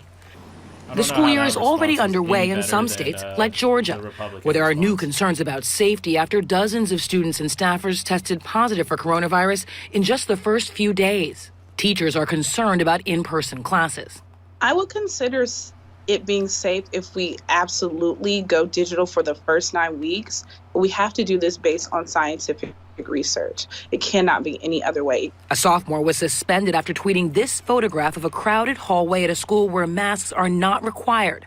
The school later reversing the suspension. I was concerned for the safety of everyone in that building and everyone in the county because guidelines that the CDC has been telling us for months now weren't being followed. Guidelines like social distancing and mask wearing. But Georgia's lieutenant governor insists in-person classes are a must. And it's a work in progress, and we're going to do the best we possibly can. But to just stay at home and not be able to deliver education is not an option. It's not an option here in Georgia. The debate over schools in America rages as the World Health Organization warns the pandemic is skewing younger. 64% of cases worldwide occurring in people ages 25 to 64. The proportion of reported cases in teens and young adults has gone up 6-fold, and the share among very young children and babies, while still small in raw numbers, has increased 7-fold. There it is. Meanwhile, as daily nationwide deaths are averaging over 1,000 for the last 11 days, with 1,250 deaths reported on Thursday, 5 former CDC directors in a forum on ABC News calling for a national science-based plan and a consistent, coherent message to get the virus under control. We are the wealthiest nation on the planet, and we see countries all around the globe that have been able to take measures to get this under control in ways that we haven't even come close to. Americans are voting with their clicks. There have been 1.6 billion clicks on the CDC website. One place not planning to follow CDC guidelines, the town of Sturgis, South Dakota, where a motorcycle rally expected to draw hundreds of thousands of people kicks off today. No masks required, even as the COVID positivity test rate stands at around 8%. This is our 8th year here at Sturgis, and we make it a family affair. And one more thing about those CDC guidelines, the agency has updated its mask recommendations, urging people not to use masks with valves or vents. They say that one-way valve it keeps the wearer cooler by allowing air to escape, but it also allows respiratory droplets to escape, which could infect others. Dr. Lena Wen is joining us, the former health commissioner of Baltimore. Dr. Wen, thanks so much for joining us. And as you heard, Governor Cuomo. So, I mean, basically, they did not really highlight, but just mention that it's a bad idea. It's a bad idea. Like, it's not a good idea. And the least funded a school is, the worst idea it's going to be. So I'm interested to see how this rest of the segment's going to go. Of New York announced that the infection rate is low enough that all school districts across New York State can open for in-person classes. Do you think these districts' safety plans on paper will work in practice? It's a good question, Wolf, and it depends. I do think that Governor Cuomo's announcement overall makes sense because New York as a whole is doing relatively well. And he is basing his decisions on the science and also on the number one determinant of whether schools can reopen safely, which is the level of community spread. But that said, these school districts still have to face some really challenging decisions themselves. And specifically, they need to make sure that they have all the guidelines by the CDC implemented as much as possible. So they need to look at de-densifying schools. They need to look at whether they have enough testing, contact tracing, because it's not a question of if there will be outbreaks, it's a question of when. And that's a good point. That's a good point to bring up. Republicans, keep an eye out for Trump dropping the amount of tests that we're doing, because we have to do more than ever now that we're having a bunch of kids interact with each other at schools. Yep. And I think that having the decision be left up to the schools makes sense, but we also need to do a lot more to provide the resources so that these schools can actually safely reopen and protect the students, and very importantly, the staff and teachers too. Yeah, that's so critically important indeed. The World Health Organization, Dr. Wen, now says that the pandemic appears to skew younger right now, with most of the cases by far among people ages 25 to 64. How much does the behavior of these younger people influence whether schools, other essential parts of our society, can safely function?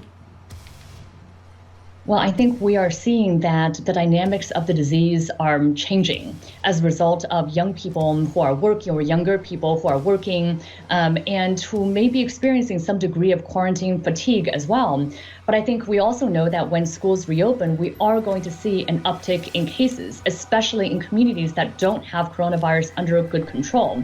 And as a result, the dynamics of the disease are going to keep on changing. Younger people tend to not get as sick, but they can definitely be vectors for transmission, because none of us live in a bubble. And we are going to see rises in the number of cases overall, especially if we do not have good surveillance systems in place to prevent an outbreak from becoming an epidemic.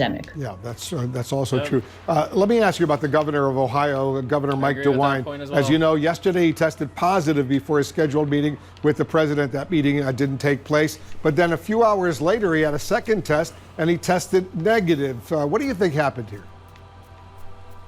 Yeah, so this is a bit confusing, because actually the coronavirus tests that are out there, the false positive rate is pretty low. So if you test positive, generally you do actually have coronavirus. So I don't know. I do think that Governor DeWine, I believe, is planning to have a third test, which will be important.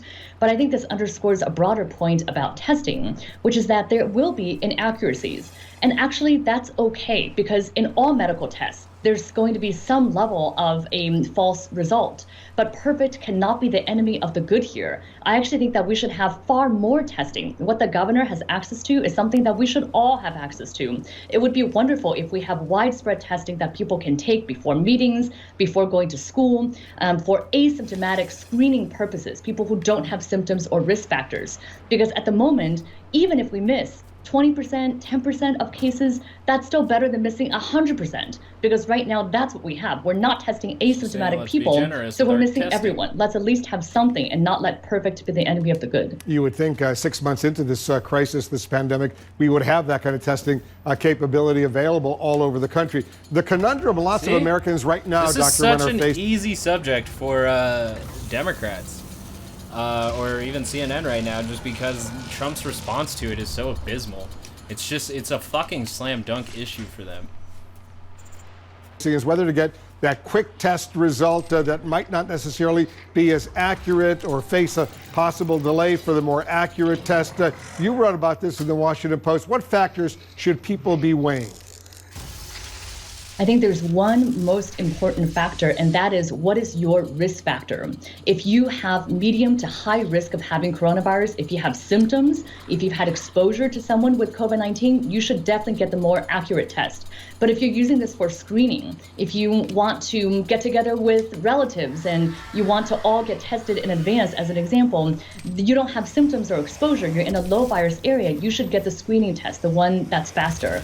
Ultimately, we should not be making the trade-off between speed and accuracy, but I think this is actually one way for us to get out of the situation we're in, to invoke the Defense Production Act, get millions of these fast screening tests that are out there, and test everyone. That's what we should be able to get to. That's frankly what we use for the rest of medicine. For low-risk people, get the screening test. Higher-risk people, get the more accurate one. Dr. Lena Wen, thanks as usual for joining us. Appreciate it very much. It's just such an easy ass fucking issue for them. Damn, that thing actually sprays. It's such an easy issue for them. It's not even fair. Trump should have done better on the response, but he didn't. This is where we're at, bro. I don't know what to tell you.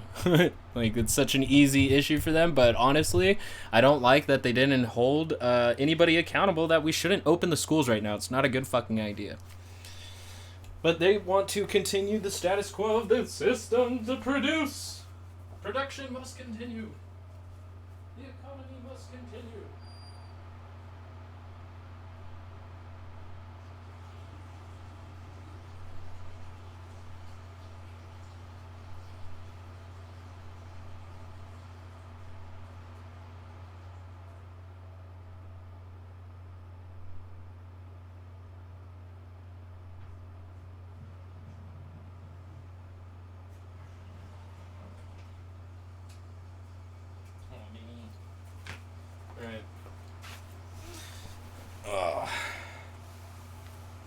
Oh, one more video in me and then I gotta flip off.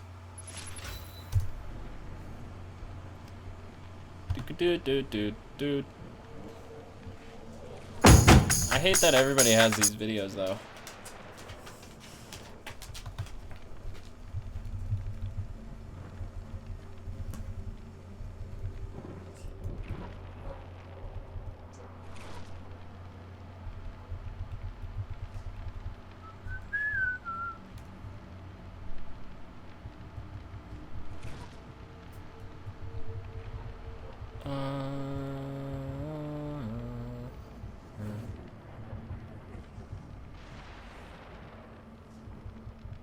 Trump was called a socialist?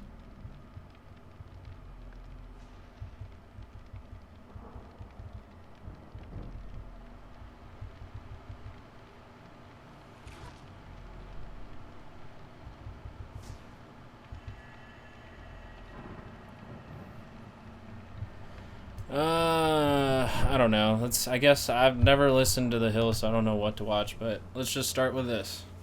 National polls have continued to show a wide lead for Joe Biden over President Trump. But does President Trump actually still have a pretty good chance of getting back in and winning this election? The Bulwark is arguing in a new article that Trump has a shot depending on Biden's debate performances, his VP pick, and his convention turnout. And new polls suggest that Trump remains in striking distance of Biden, with a Monmouth University poll showing Trump at 48% support in Iowa compared to Biden's 45%. Joining us now to discuss Trump's chances are Democratic strategist and principal with the Rabin Group, Estuardo Rodriguez, and co-host of the Realignment podcast with our buddy Sagar, Marshall Kosloff. So great to see you guys. Thanks for having us. Thanks for the invite. So I saw this piece in CNN yesterday. Harry Enton, who's like their data guy, their Nate Silver version over there, he went through the numbers and said, look, yes, Biden still holds a pretty sizable national lead. He still holds an edge in most of the swing states. But what we've seen over the past couple of weeks is at least a stabilizing for Trump and potentially even a little bit of a few point closing of the gap nationally. So, Estuardo, let me start with you. We haven't talked to you for a while. Give us kind of your assessment of the state of the race and how well positioned Biden is, whether Trump has a chance at making a comeback here. Absolutely. Well, I would imagine that I'm not the only one in this group that still has scars from polling from 2016. I'm not one to jump up and down on any positive polling for Biden. Or polling that shows that it's a close race. I'm going to be consistent about the fact that it's still over 80 days out. Polling's going to change. Whether there are any flubs from Trump, I think he's impervious to that. Probably what would change the polling at all is any mistakes that Biden makes over any mistakes that Trump makes, because Trump has made so many mistakes up to this point. And nothing has really changed in terms of the base of supporters he has. That he's in striking distance is not a surprise at all. And if there's a poll next week that shows that he's far behind Biden, I'm going to gamble that there's still always going to be that Trump voter that's not going to participate in polling. It's what happened in 2016, a Trump supporter who just simply stayed away from it, or when polled, simply didn't want to admit they were supporting Trump. So it's going to be a race that Biden's going to consistently run as one where he is behind. That's the lesson learned from what happened in 2016. And anything different from that or any overconfidence from Biden's campaign is going to surely ruin his chances from getting into the White House. Marshall, I'm curious, as we talk about all these conversations, I think a lot of people might sit back and wonder, in this environment, what it is that would still have voters supporting President Trump. From your perspective, what are those things that keep people clinging to Donald Trump? And are we seeing some of those indications that retrospectively we saw in 2016 that the polls were not capturing Trump's support? So on those two questions, what are you seeing from your perspective? Yeah, from my perspective, it's the culture wars, right? Like the issue that you're going into here is that there's a large number of voters who are going to be with President Trump no matter what. Same is true of Joe Biden in their own context. I think people in both parties are going to see every single political debate that we're having right now as existential for their issue. So if you're a conservative voter who's voting on judges, now the recent track record on that isn't that great, but let's say you're obviously not going to switch from that. And that's why I think the key phrase in the story that Crystal introduced is stabilized. President Trump has a stable base where you're just not going to see polls continue to decline from. So that's the recurrent thing. There's just, I think 40% of the electorate on both sides of the aisle, but it's basically going to be unswingable when you look at these big issues. And Marshall, I do think that is different from some of the indications that we were seeing. I mean, the landscape, it's just like how hard to wrap your head around how different a place we're in now versus 2016 in terms of a pandemic, in terms of national unrest, in terms of, look, congressional negotiators have basically given up on a new stimulus package here this week, leaving potentially millions of Americans facing homelessness, facing hunger, facing insecurity in all aspects of their life, without jobs.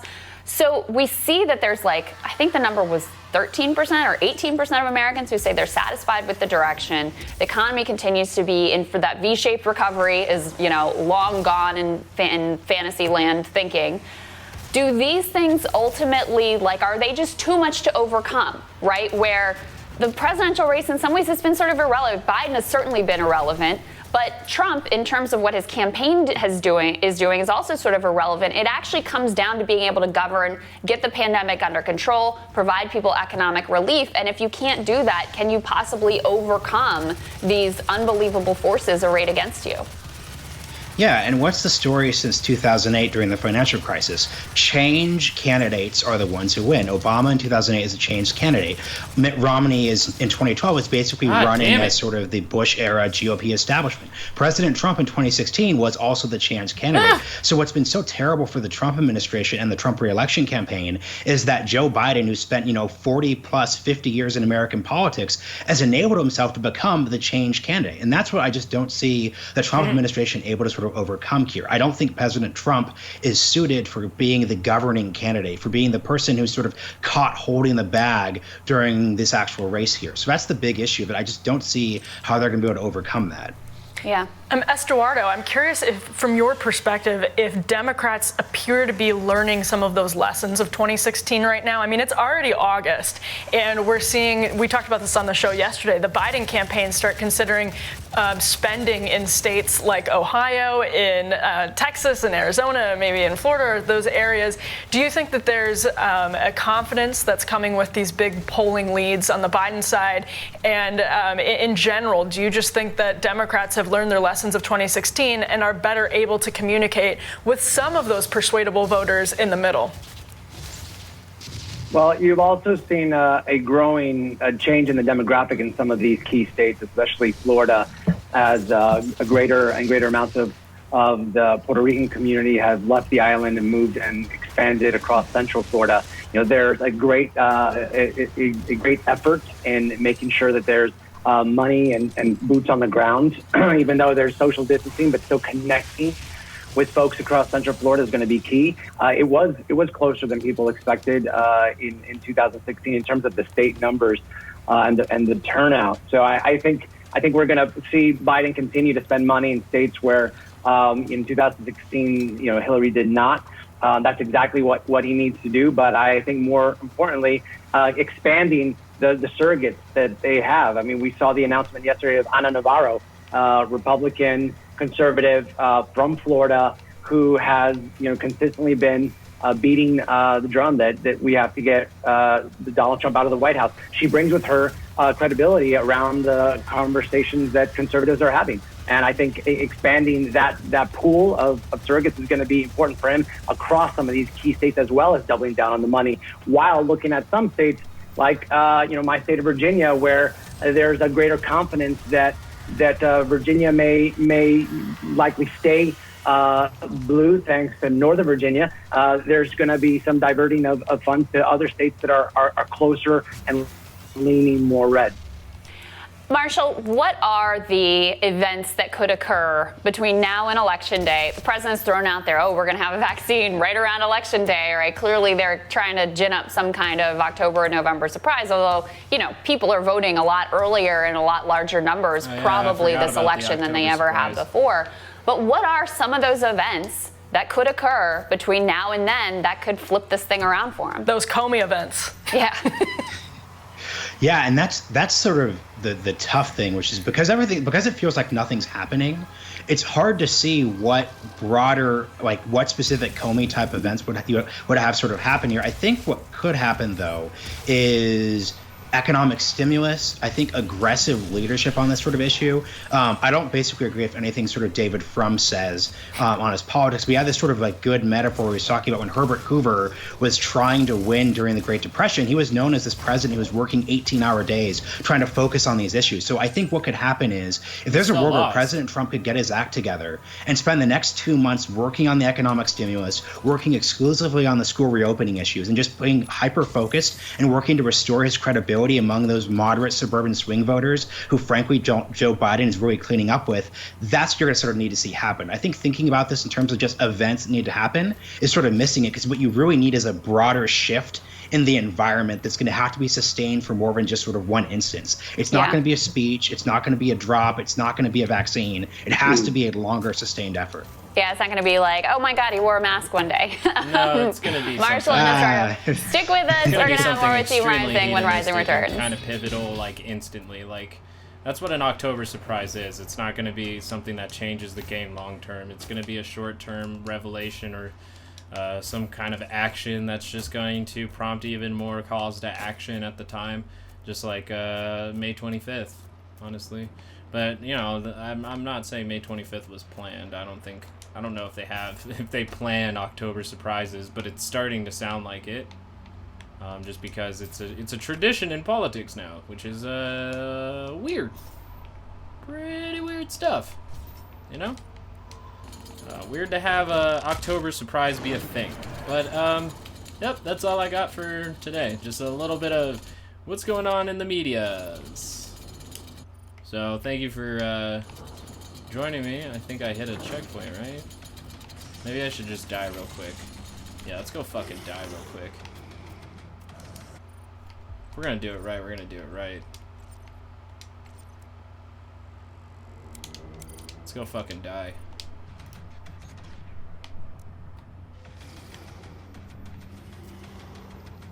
Oh wait, I got a new gun.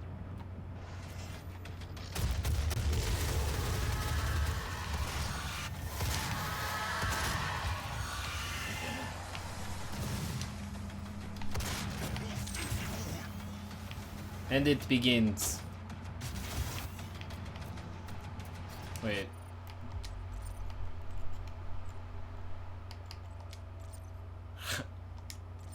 Bozo.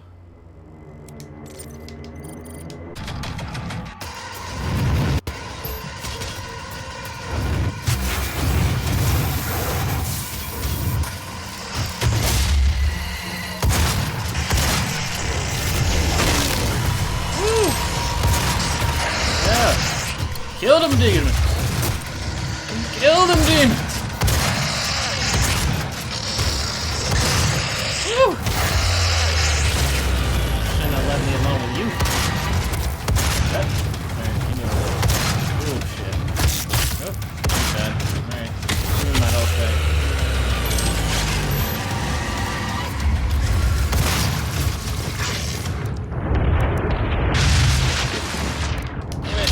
God.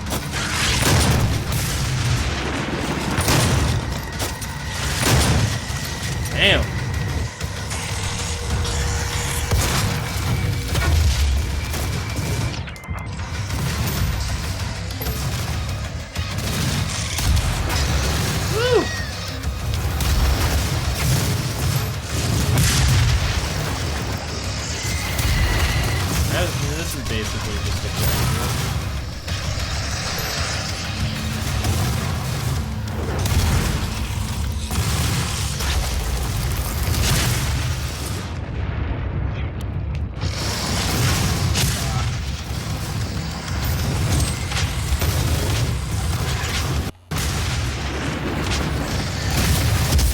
Yes.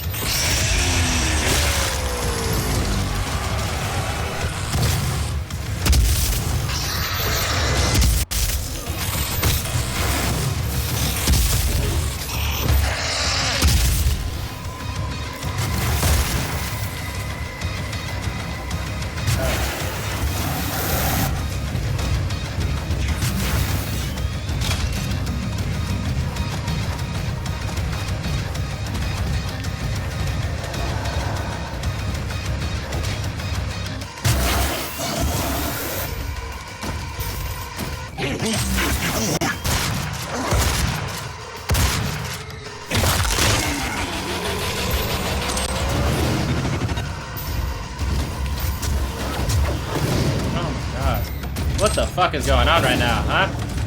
Ah. Alright.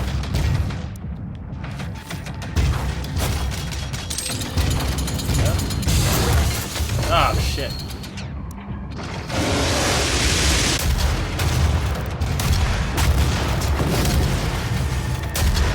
Oh, fell on my seat. Oh, shit. Why was I stuck on that other level for so long? Because, like, I've been making mincemeat out of crazy. Fuck yeah, bro.